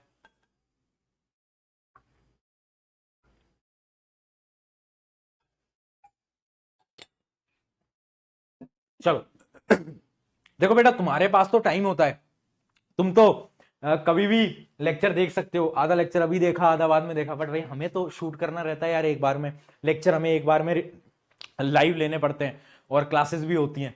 तो मतलब आप मान लो कि दिन में 5-5, 6-6 घंटे लेक्चर होते हैं, तो थोड़ा हो जाता है गले में। चलिए कोई बात नहीं, अब कहानी में वापस आते हैं। कहानी का एक पड़ाव रह गया, क्या बना? एंडोप्लाज्मिक रेटिकुलम में गोल्गी एपेट्रस ने तुम्हारे घर तक भिजवा दिया, वेस्ट प्रोडक्ट लाइसोसोम। अब एक चीज और थी कि जो एक्स्ट्रा आईफोन्स थे ना, उन एक्स्ट्रा आईफोन को कहीं पर स्टोर भी तो करना पड़ेगा। एक्स्ट्रा जो सेल के पास कुछ भी मटेरियल बनता है, उस मटेरियल को कहीं स्टोर भी तो करना पड़ेगा। तो वो स्टोर कहां होगा? वैक्यूल्स के अंदर। कहां पर? वैक्यूल्स के अंदर। इसलिए वैक्यूल्स को बोलते हैं स्टोरेज सैक। क्या बोलते हैं बेटा? Storage sac. एक पॉइंट याद रखना, वैक्यूल्स की जो लेयर होती है ना, वैक्यूल के पास अपनी एक मेम्ब्रेन होती है, और जो मेम्ब्रेन होती है ना, जैसे आप देख सकते हो ये वैक्यूल है, इसके पास जो मेम्ब्रेन है ना, वो पता है, ये जो आउटर मेम्ब्रेन होती है, इसको हम बोलते हैं क्या? टोनोप्लास्ट। क्या बोलते हैं बेटा? टोनोप्लास्ट। तो वैक्यूल की जो बाहर वाली मेम्ब्रेन होती है क्या है? टोनोप्लास्ट। ठीक है, चलो अब देखना, एक चीज समझना, जो वैक्यूल होता है ना, प्लांट के अंदर तो बहुत छोटा, मतलब प्लांट के अंदर बहुत बड़ा होता है, एनिमल के अंदर बहुत छोटा होता है। प्लांट के अंदर वैक्यूल का साइज बहुत बड़ा होता है, मतलब सेल के 80-90%, मतलब एक सेल है उसकी 80-90% स्पेस सिर्फ और सिर्फ वैक्यूल लेता है, जबकि प्लांट के अंदर वैक्यूल बहुत छोटा होता है। इस बात को याद रखेंगे। फंक्शन क्या है? पहला फंक्शन है स्टोरेज, दूसरा फंक्शन पता है क्या है? प्लांट्स के अंदर स्पेशली सबसे बड़ा फंक्शन है वैक्यूल्स का, provide turgidity and rigidity to plant cell, store essential substances. जितने भी सब्सटेंसेस हैं वो तो स्टोर करता ही है, साथ साथ में प्लांट सेल को रिजिड बनाता है, ताकतवर बनाता है। अब तुम कहते हो भैया यार सेल वॉल भी इसी काम के लिए, ये भी इसी काम के लिए। हाँ, क्योंकि प्लांट सेल को ताकतवर बनना पड़ेगा, प्लांट मूव नहीं कर सकते, इस वजह से प्लांट सेल को ताकतवर बनाता है वैक्यूल्स भी। समझ आ गया? वैक्यूल का साइज बहुत बड़ा होता है, एक रिजिडिटी देता है सेल के, और दूसरा काम क्या है? जितने भी आपकी चीजें, प्रोटीन, अमीनो एसिड, सब कुछ स्टोर कर लेता है। सब कुछ क्या कर लेता है? स्टोर कर लेता है। एक स्पेशलाइज्ड रोल है वैक्यूल का प्लांट्स के अंदर, स्टार मार्क कर लेना, बार बार पूछा जाता है, स्टार मार्क कर लेना। क्या है? Expelling excess water and waste from unicellular organisms. देखो प्लांट्स के अंदर तो नहीं, बट जो यूनिसेल्युलर ऑर्गेनिजम्स होते हैं, शुरू में बताया था यूनिसेल्युलर, उनके अंदर जब पानी भर जाता है ना बहुत ज्यादा, या फिर कुछ वेस्ट पार्टिकल होता है, तो उन सारे वेस्ट पार्टिकल को कहां पर स्टोर करा जाता है? कहां पर? वैक्यूल के अंदर। तो जितना भी वेस्ट है सेल का, वो कैसे जाता है बाहर? वैक्यूल्स की मदद से। क्लियर है? बताओ, जल्दी बताओ, जल्दी बताओ। क्लियर है? तो वैक्यूल्स ने क्या करा? जो आईफोन बने थे एक्स्ट्रा, उनको स्टोर कर लिया भैया, ये काम है वैक्यूल्स का। कहानी पूरी हुई, बट कहानी में 2 कैरेक्टर बाकी, 2 गुंडे। 2 गुंडे कौन भैया? एक गुंडा है माइटोकॉन्ड्रिया, और दूसरा गुंडा कौन है वो आप लोग बताओ, सोचो एक बार। एक और गुंडा है जो कि सिर्फ प्लांट्स के अंदर होता है, उस गुंडे को हम बोलते हैं प्लास्टिड्स। हम उसको बोलते हैं प्लास्टिड। पहले माइटोकॉन्ड्रिया सुनते हैं, चलो देखते हैं गुंडा नंबर 1। अब उसको हम गुंडा क्यों बोल रहे हैं वो भी बहुत बड़ा रहस्य है। देखो हम इसको गुंडा क्यों कह रहे हैं, why mitochondria is special, because एक लाइन बता रहा हूं, वेरी इंपॉर्टेंट है, they possesses their own DNA and ribosomes. Very important भैया। ये गुंडे क्यों है? क्योंकि इनके पास खुद का है जो है, ये किसी के भरोसे नहीं है। ये बोलते हैं सुन मेरे पास तो खुद का डीएनए भी है, राइबोसोम भी है, मेरा क्या कर लोगे? समझ पाए? बाकी किसी के पास डीएनए नहीं है, सिर्फ न्यूक्लियस के पास था। न्यूक्लियस के बाद कौन है? माइटोकॉन्ड्रिया। माइटोकॉन्ड्रिया के पास खुद का डीएनए है, खुद के राइबोसोम है, इसका मतलब वो खुद का प्रोटीन भी बना सकता है, इसलिए ये यहां का गुंडा है। ठीक है, ये ऐसा कुछ माइटोकॉन्ड्रिया आपको दिखता है। इसके अंदर ऐसे आप लेयर देख सकते हो, इस लेयर को आप क्रिस्टी बोलते हो, इंपॉर्टेंट नहीं है बट आपको बता रहा हूं मैं बस। मेन काम क्या है? Energy production. मेन काम क्या है? एनर्जी। बोलते हैं ना power house of the cell, ये तो सबको याद होता है, power house of the cell mitochondria, है ना। तो यहां पर क्या होता है? बेसिकली एनर्जी बनती है, किस फॉर्म में बनती है? एटीपी, अडीनोसिन ट्राइफॉस्फेट, अडीनोसिन ट्राइफॉस्फेट, ये फुल फॉर्म होती है एटीपी की। तो जो एटीपी बनती है ना, वो मतलब जो एनर्जी बनती है वो एटीपी की फॉर्म में बनती है। एटीपी एक टाइप से यूनिट है। जैसे मैं आपसे पूछूं कि आपकी हाइट कितनी है, तो आप बताओगे फीट के अंदर बताओगे, सेंटीमीटर के अंदर बताओगे, यूनिट है। सिमिलरली सेल के अंदर एनर्जी कितनी बन रही है वो मैं एटीपी के अंदर बताता हूं, ठीक है। तो एक तरीके का यूनिट है। आगे समझ में? तो ये power house of the cell होता है, मेन काम है इसका एनर्जी प्रोडक्शन। स्पेशल क्यों है? दोनों चीजें खुद के पास, ठीक है। चलो, तो ये था आपका माइटोकॉन्ड्रिया। अब हम आगे बढ़ते हैं और अब हम देखते हैं क्या दूसरा गुंडा, प्लास्टिड। भैया प्लास्टिड भी क्यों यूनिक है? क्योंकि भैया प्लास्टिड के पास भी खुद का क्या है? डीएनए। प्लास्टिड के पास भी क्या होता है? इसके पास भी खुद के डीएनए होते हैं। एक पॉइंट नोट कर लेना, प्लास्टिड सिर्फ और सिर्फ प्लांट के अंदर पाए जाते हैं, उसके अलावा नहीं मिलेगा, नहीं मिलेगा, नहीं मिलेगा, ठीक है। और कहीं नहीं मिलते, बस प्लांट के अंदर मिल रहे होते हैं, ठीक है। अब सुनना मेरी बात। बेसिकली 3 टाइप के आपके प्लास्टिड्स होते हैं प्लांट के अंदर। बड़े सिंपल है, बहुत आसान है, नाम थोड़े मुश्किल है बट सिंपल है। पहला होता है आपका क्रोमोप्लास्ट। क्रोमोप्लास्ट क्या होता है? आपने प्लांट के फूल देखे? फूल कलर क्या होता है? किसी का व्हाइट है, किसी का ब्लू है, किसी का पर्पल है, किसी का पिंक है। वो जितने भी कलर्स होते हैं ना, वो आते हैं क्रोमोप्लास्ट की मदद से। ग्रीन के अलावा अगर कोई भी कलर है प्लांट के अंदर, तो वो उसकी वजह से, किसकी वजह से? क्रोमोप्लास्ट की मदद से। समझ पाए? समझ पाए? तो क्रोमोप्लास्ट क्या है? Are the coloured plastids. जो भी फ्लावर वगैरह है, जो भी कलर देना है, वो कौन देगा? क्रोमोप्लास्ट। दूसरा है क्लोरोप्लास्ट। क्लोरोप्लास्ट के पास एक ग्रीन कलर का पिगमेंट होता है, 8th क्लास के अंदर पढ़ा होगा, क्लोरोफिल। पढ़ा है? बताओ, पढ़ा है? भैया उस टाइम पे तो हम मजे करते थे, पढ़ाई नहीं करते थे भैया, वो फ्री फायर खेलते थे भैया, रैंक पुश करते थे। करो रैंक पुश करो, कोई दिक्कत नहीं है, रैंक फ्री फायर में बढ़ेगी, नंबर यहां नीचे पुश होंगे, तो थोड़ा सा चलो। तो क्या बोलो क्लोरोप्लास्ट। तो क्लोरोप्लास्ट क्या है? इसके अंदर ग्रीन कलर का पिगमेंट होता है, किस क्या बोलते हैं? क्लोरोफिल बोलते हैं। मेन काम क्या है? मेन काम है इसकी मदद से ही फोटोसिंथेसिस हो पाता है। क्या हो पाता है? फोटोसिंथेसिस। अगर अगर अगर अगर अगर आपका क्लोरोप्लास्ट नहीं होगा, फोटोसिंथेसिस नहीं होगा। फोटोसिंथेसिस पढ़ा है 8th क्लास के अंदर, सनलाइट आ रही है, क्लोरोफिल है, कार्बन डाइऑक्साइड, वाटर, उसकी मदद से एनर्जी और ऑक्सीजन। तो ऑक्सीजन रिलीज हो रहा है, हम जिंदा हैं, किसकी मदद से? ऑक्सीजन की मदद से। ऑक्सीजन किसकी मदद से आया? क्लोरोप्लास्ट। तो समझो, अगर इस जिंदगी में क्लोरोप्लास्ट नहीं होता, क्लोरोफिल नहीं होता। अगर क्लोरोफिल नहीं होता, फोटोसिंथेसिस नहीं होता। अगर फोटोसिंथेसिस नहीं होता, तो आज आप और मैं पढ़ नहीं रहे होते। चलो, बहुत बढ़िया, बहुत बढ़िया, ठीक है। आगे बात करते हैं ल्यूकोप्लास्ट की। लास्ट है ल्यूकोप्लास्ट। ल्यूकोप्लास्ट क्या होता है? Lack coloration and primary function as storage site for starch, oil and protein. मतलब एक तरीके से प्लांट की जितनी भी चीजें हैं ना, उनको स्टोर करता है ना। इसका कोई कलर नहीं होता, इट इज कलरलेस। याद रखेंगे, ल्यूकोप्लास्ट जो होता है वो कलरलेस होता है। उसके अलावा क्या है? दूसरी चीज स्टार्च हो गया, जितनी भी चीजें, इन सबको स्टोर कौन करेगा? यही करेगा, ठीक है। तो 3 टाइप के प्लास्टिड आपको याद रहने चाहिए। क्या ये पॉइंट एकदम क्लियर है? बताओ, है ना? एकदम क्लियर, चल, है ना। मतलब ल्यूकोप्लास्ट आप देख सकते हो, कलरलेस है, ज्यादा कोई इसके अंदर कलर नहीं होता। चलिए, तो ये हो गया प्लास्टिड, ये हो गया माइटोकॉन्ड्रिया। यहां पर सारी सेल ऑर्गेनेली हमारी हो जाती हैं खत्म। अब एक बार उस डायग्राम को खोलते हैं फटाफट से। ये है मेरी आईफोन की प्यारी प्यारी दास्तां, और रिपीट करते हैं कि मैंने आईफोन कैसे खरीदा, ठीक है। अब आईफोन बनता था एक फैक्ट्री के अंदर। उस फैक्ट्री के अंदर जहां पर लिपिड्स और प्रोटीन बनते हैं, उसको हम क्या बोलते हैं? एंडोप्लाज्मिक रेटिकुलम, है ना। 2 टाइप के एंडोप्लाज्मिक रेटिकुलम, स्मूथ और रफ। रफ वाला क्या बना रहा है? रफ वाला आपका बनाता है प्रोटीन, और स्मूथ वाला आपका बना रहा है क्या? अरे बोल यार, लिपिड्स बना रहा है। फैक्ट्री के अंदर बना प्रोटीन और लिपिड। अब फैक्ट्री ने बोला कि जाओ ट्रांसपोर्ट करो। ट्रांसपोर्ट तुम्हारे घर तक कौन पहुंचाएगा?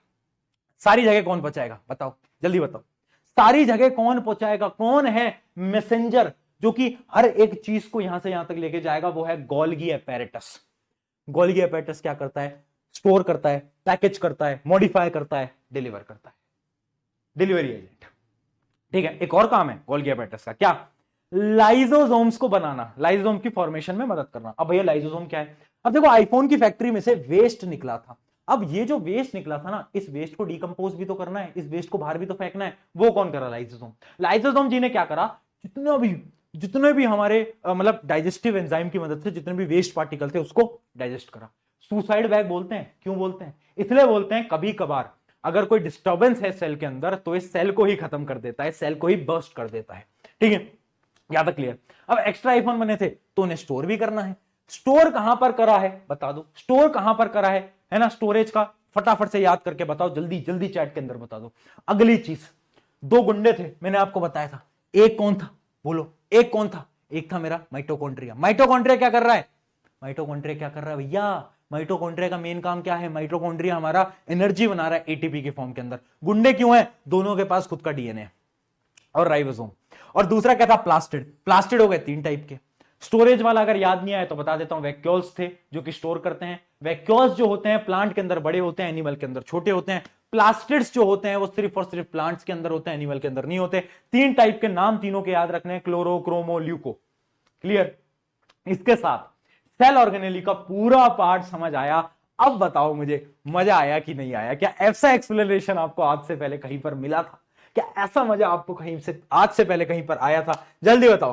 कहानी की मदद से हम ऐसे प्यारे तरीके से, देखो हमारा तरीका यही है, हम ऐसे ही पढ़ते कहानी की मदद से। ठीक है, एक मिनट जरा मैं पानी वापस से पी लूं यार, गला दर्द हो जाता है, समझा करो यार तुम, बोल बोल के। चलो जल्दी 10-15 मिनट और लूंगा, एक कॉन्सेप्ट और बचा है। पहले इसको देखो, to remember double membrane bound nucleus. देखो सेल ऑर्गेनेली जो होती हैं, कुछ सेल ऑर्गेनेली थी जिनके पास डबल बाउंड्रीज थी, कुछ थी जिनके पास सिंगल बाउंड्री थी, और कुछ ऐसी भी थी जिनके पास मेम्ब्रेन ही नहीं थी। यहां पर नाम लिखे हुए हैं। डबल कौन से थे? डबल थे आपका पहला न्यूक्लियस, दूसरे दो गुंडे, कौन? Mitochondria, plastid. बेटा स्कूल इधर पास में, बेटा स्कूल के अंदर ये मत लिख के आ जाना कि दो गुंडे हैं माइटोकॉन्ड्रिया प्लास्टिड, तुम्हारे टीचर मुझे मारेंगे, है ना? चल आ जा वापिस। ठीक है, देख सिंगल मेम्ब्रेन किसमें? बाकी सब में, जैसे कि आपका वैक्यूल था, लाइसोसोम था, गोल्गी था, एंडोप्लाज्मिक रेटिकुलम था। जो स्टोरी के अंदर सारे किरदार थे सब सिंगल के थे, बस दो गुंडे थे जो कि डबल के आए। तो हमें ये भी याद हो गया, ये भी याद करने की जरूरत नहीं पड़ी ना हमें उस कहानी की मदद से। अब मेम्ब्रेनलेस होते हैं दो, एक है राइबोसोम, क्या करता है? प्रोटीन। एक है सेंट्रोजोम। वे सेंट्रोजोम क्या है बताया नहीं आपने, इंपॉर्टेंट नहीं है, बता देता हूं। देखो सेंट्रोजोम क्या होता है? आपके साइटोप्लाज्म में ही होता है, न्यूक्लियस से थोड़ा अटैच्ड होता है। उसके पास ना दो सेंट्रियोल्स होते हैं, सेंट्रोजोम के पास दो सेंट्रियोल होते हैं। ठीक है, इसका मेन काम क्या होता है? जब सेल डिवीजन होता है, सेल टूटता है, तो दो जो सेंट्रोल है, एक सेंट्रोल क्या हो जाता है? स्प्लिट हो जाते हैं। मान लो ये है आपका सेल, इसके अंदर है दो सेंट्रियोल। अब ये सेल टूटा दो सेल के अंदर, तो जो सेंट्रियोल्स है ना ये क्या हो जाएंगे? स्प्लिट हो जाएंगे, ये स्प्लिट हो जाएंगे। तो इसका जो मेन काम है वो है सेल डिवीजन का, बट आपके एनसीईआरटी के अंदर ऐसा कुछ है नहीं, तो आपको पढ़ने की जरूरत नहीं है। आगे जाकर आप जरूर पढ़ोगे सेंट्रोजोम्स क्या होते हैं, अगर आप बायोलॉजी वगैरह मतलब 10th में पढ़ी लोगे। नहीं 10th में सेंट्रोजोम आपके काम नहीं आएगा, 11th में अगर आप बायोलॉजी लोगे तो बिल्कुल आएगा, है ना? चलो क्लियर है, ये तीनों पॉइंट याद रहेगा। देखो कितने ट्रिक्स हमने याद कर लिए। आगे देखते हैं, अगला देखते हैं, फटाफट से आ जाओ। अगला देखते हैं, अगला है हमारा एक टेबल। ये टेबल बड़ी इंपॉर्टेंट है क्योंकि इसके अंदर मैंने क्या करा है ना, मैंने देखो सेल कुछ फीचर्स लिखे हैं और मैंने लिखा है कहां पर ये फीचर प्रेजेंट है, कहां पर ये नहीं है। एक बार इस टेबल को फटाफट से गो थ्रू करते हैं। सेल शेप, प्लांट सेल के अंदर स्क्वायर या रेक्टेंगुलर होती है, एनिमल के अंदर कैसी होती है? इररेगुलर या फिर राउंड। एग्जाम के अंदर राउंड बना के आना चलेगा। सेल वॉल यहां पर प्रेजेंट होती है, यहां पर नहीं होती। Z+ सिक्योरिटी वहां पे नहीं है। अगला क्या है? Cell membrane. सेल मेम्ब्रेन दोनों जगहों पर प्रेजेंट होती है। अगला है एंडोप्लाज्मिक रेटिकुलम, दोनों पे प्रेजेंट होती है। अगला है न्यूक्लियस, दोनों पे प्रेजेंट होती है। अगला क्या है? लाइसोसोम्स, दोनों में क्या होती है? प्रेजेंट होती है, दोनों जगहों पे होती है। उसके अलावा है गोल्गी अपैरेटस, गोल्गी अपैरेटस भी दोनों जगहों पे। सिमिलरली साइटोप्लाज्म, राइजोसोम्स, प्लास्टिड्स, प्लास्टिड्स जो होते हैं वो आपके प्लांट एनिमल के अंदर प्रेजेंट नहीं होते, ये मैं आपको बता चुका हूं। उसके अलावा क्या है? वैक्यूल्स, प्लांट के अंदर वैक्यूल बड़े होते हैं, एनिमल्स के अंदर वैक्यूल्स एकदम छोटे छोटे नन्हे मुन्ने होते हैं। सीलिया क्या होता है? सीलिया जो है वो प्लांट के अंदर नहीं होता, एनिमल के अंदर होता है। सीलिया क्या होता है? देखो आप ऐसे मान लो, सीलिया एक तरीके से सेल का एक पार्ट है जो कि मूवमेंट में मदद करता है, जो कि सेल के मूवमेंट में, जैसे बैक्टीरिया के अंदर फ्लैजेला था, याद है फ्लैजेला था, वैसे सीलिया एनिमल सेल्स के अंदर होता है, प्लांट के अंदर नहीं होता, थोड़ा बहुत मूवमेंट की मदद करता है। माइटोकॉन्ड्रिया दोनों में होता है, है ना। मोड ऑफ न्यूट्रिशन क्या होता है, मोड ऑफ न्यूट्रिशन ये आपका इस क्लास का टॉपिक नहीं है, वैसे तो 8th में पढ़ लेते हो बट 10th में पढ़ोगे मोड ऑफ न्यूट्रिशन, अभी इसको पढ़ने की जरूरत नहीं है। चलो आगे बढ़ो, एकदम समझ गए। अब इस कक्षा का, इस क्लास का आखिरी टॉपिक, भैया देख अपन को कितना समय हो गया, ऑलमोस्ट 1.5 घंटा, ऑलमोस्ट 1.5 घंटा। तेरा जोश कैसा है, एनर्जी कैसी है, अंदर मजा आ रहा है, ऐसा लग रहा है कि यार भैया कुछ तो पढ़ रहे हैं यार, ऐसा लग रहा है, बहुत बढ़िया है ना। ये फील जो है ना, ये फील होती है साइंस। मुझे नहीं पता आज से पहले तुम कहां पढ़े हो, मुझे ये नहीं पता कि तुम जिंदगी में कितना डिमोटिवेटेड थे आज से पहले, बट मैं एक चीज गारंटी देता हूं, तू कर सकता है, तू कर सकती है, तुम में है जुनून।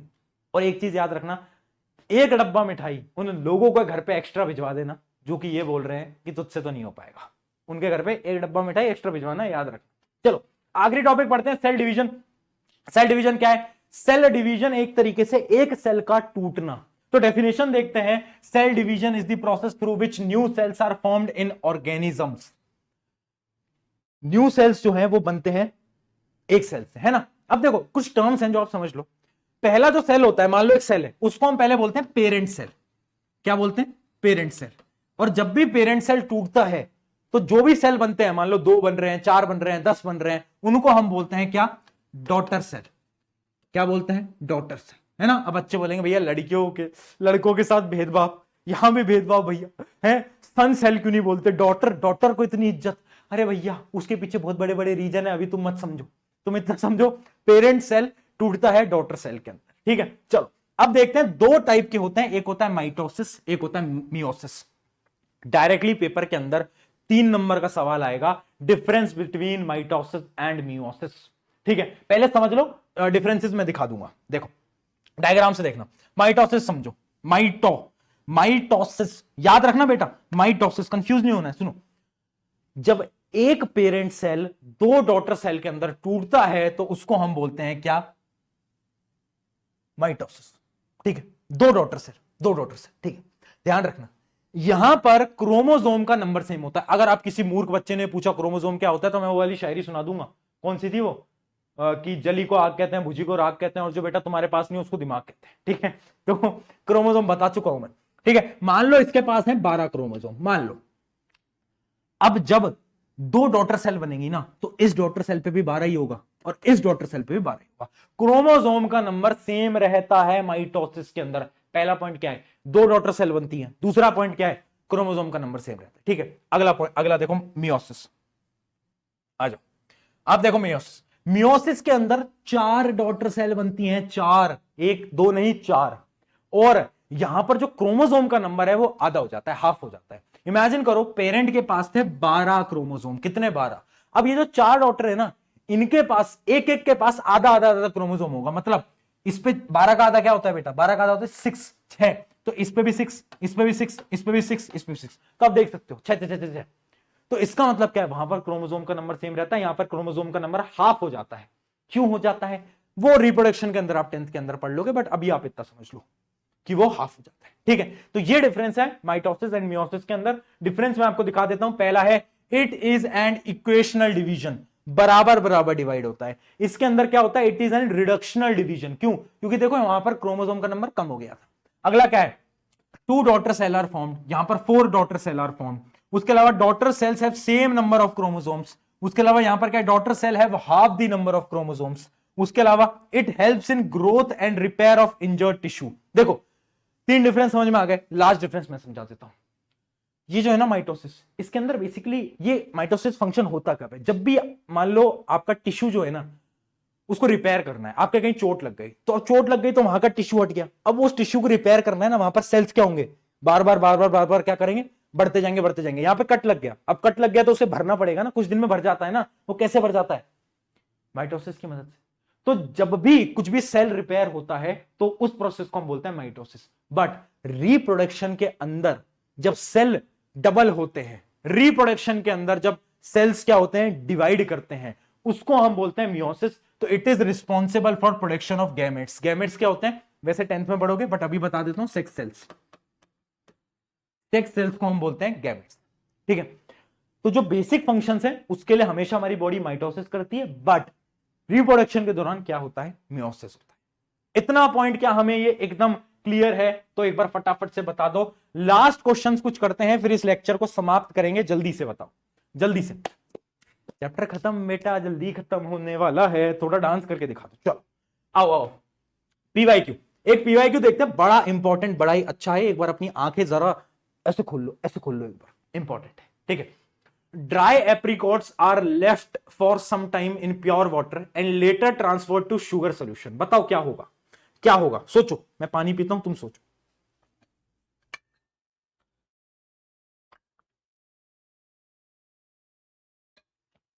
हाँ भाई सोच लिया, बताऊं। देख, एप्रिकॉट क्या होता है, अखरोट। अब मान लेगा अखरोट है, उनको मैंने क्या करा है, पानी में डाल दिया है। अखरोट को मैंने पानी में डाल दिया है, तो अब उसके अंदर वाटर आ गया है, वाटर आ गया है ना, सॉल्वेंट आ गया।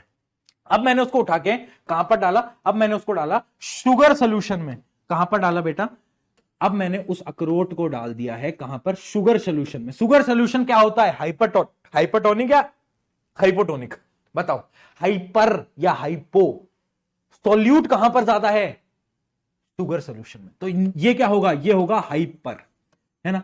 तो इसका मतलब मैंने अपने एप्रिकॉट को कहां डाल दिया है, हाइपर के अंदर। और जब भी हाइपर में डालते हैं, हाइपो मतलब फूल जाना, हाइपर मतलब श्रिंक हो जाना, तो क्या होगा, मेरा एप्रिकॉट श्रिंक कर जाएगा। ये इसका सही आंसर। अगला देखते हैं, red blood cells are kept in concentrated saline solution. अगर मैं अपने रेड ब्लड सेल को सेलाइन सोल्यूशन, सेलाइन मतलब बहुत ज्यादा नमक वाले पानी में, नमक वाले पानी में मैं अपने रेड ब्लड सेल को डालू, सेम केस है, सेम केस है ना बेटा। ये क्या है, हाइपरटोनिक सोल्यूशन। हाइपरटोनिक सोल्यूशन के अंदर मैं अपने रेड ब्लड सेल को डाल रहा हूं, तो ऑब्वियस सी बात है श्रिंक कर जाएगा। इसका आंसर भी क्या है, श्रिंक। अगला देखते हैं, plasma membrane of cell breaks down. अगर मेरी प्लाज्मा मेम्ब्रेन ब्रेक कर गई, अब क्या होगा, सोचो सोचो सोचो जल्दी। इसका मैं आंसर आपको दिखा भी देता हूं, इसका मैं आपको दिखा भी देता हूं answer. Plasma membrane breakage, disruption of cell integrity and scattering of cell organelles. जितने भी सेल ऑर्गेनेलीज है वो फैल जाएंगे। भैया अगर मेरा प्लाज्मा मेम्ब्रेन, मेरी सिक्योरिटी ही चली गई एनिमल्स के अंदर। देखो प्लांट्स के अंदर ऐसा नहीं होगा, अगर ये क्वेश्चन होता फॉर प्लांट्स, ऐसा कुछ नहीं होगा। क्यों, क्योंकि प्लांट्स के पास तो Z+ सिक्योरिटी है ना, हमारे पास तो केवल गार्ड्स हैं। तो उन गार्ड्स, अगर वो गार्ड्स चले जाएंगे तो क्या हो जाएगा, सेल ऑर्गेनेलीज फैल जाएंगी, फैल जाएंगी। ठीक है, चलो अगले क्वेश्चन की तरफ बढ़ते हैं। अगला क्या है, एक लीव है, rio leave are boiled in water. बड़ा इंपॉर्टेंट है, इस क्वेश्चन को स्टार मार्क करो, इस क्वेश्चन को बेटा स्टार मार्क करो। Rio leaves are boiled in water first and then drop of sugar syrup is put on it. बहुत बढ़िया, देखना इमेजिन करो, एक लीव है ना, एक पत्ती बनाते हैं, एक पत्ती, वाह भाई वाह क्या पत्ती बनाई, इतनी गंदी पत्ती। चलो कोई नहीं, इसको मैंने बॉईल कर दिया, मान लो उसको मैंने रखा, मैंने बॉईल कर दिया। अब मैंने इसके ऊपर क्या डाला है, सोल्यूशन डाला, किसका, शुगर का। ठीक है, शुगर का सोल्यूशन डाल दिया। अब क्या कुछ होगा, तुम बोलोगे भैया बिल्कुल होगा, बिल्कुल होगा भैया, इसके अंदर भी तो वो होना चाहिए कि पानी जो है वो बाहर आ जाए, एक्सोऑस्मोसिस होना चाहिए, श्रिंक करना चाहिए।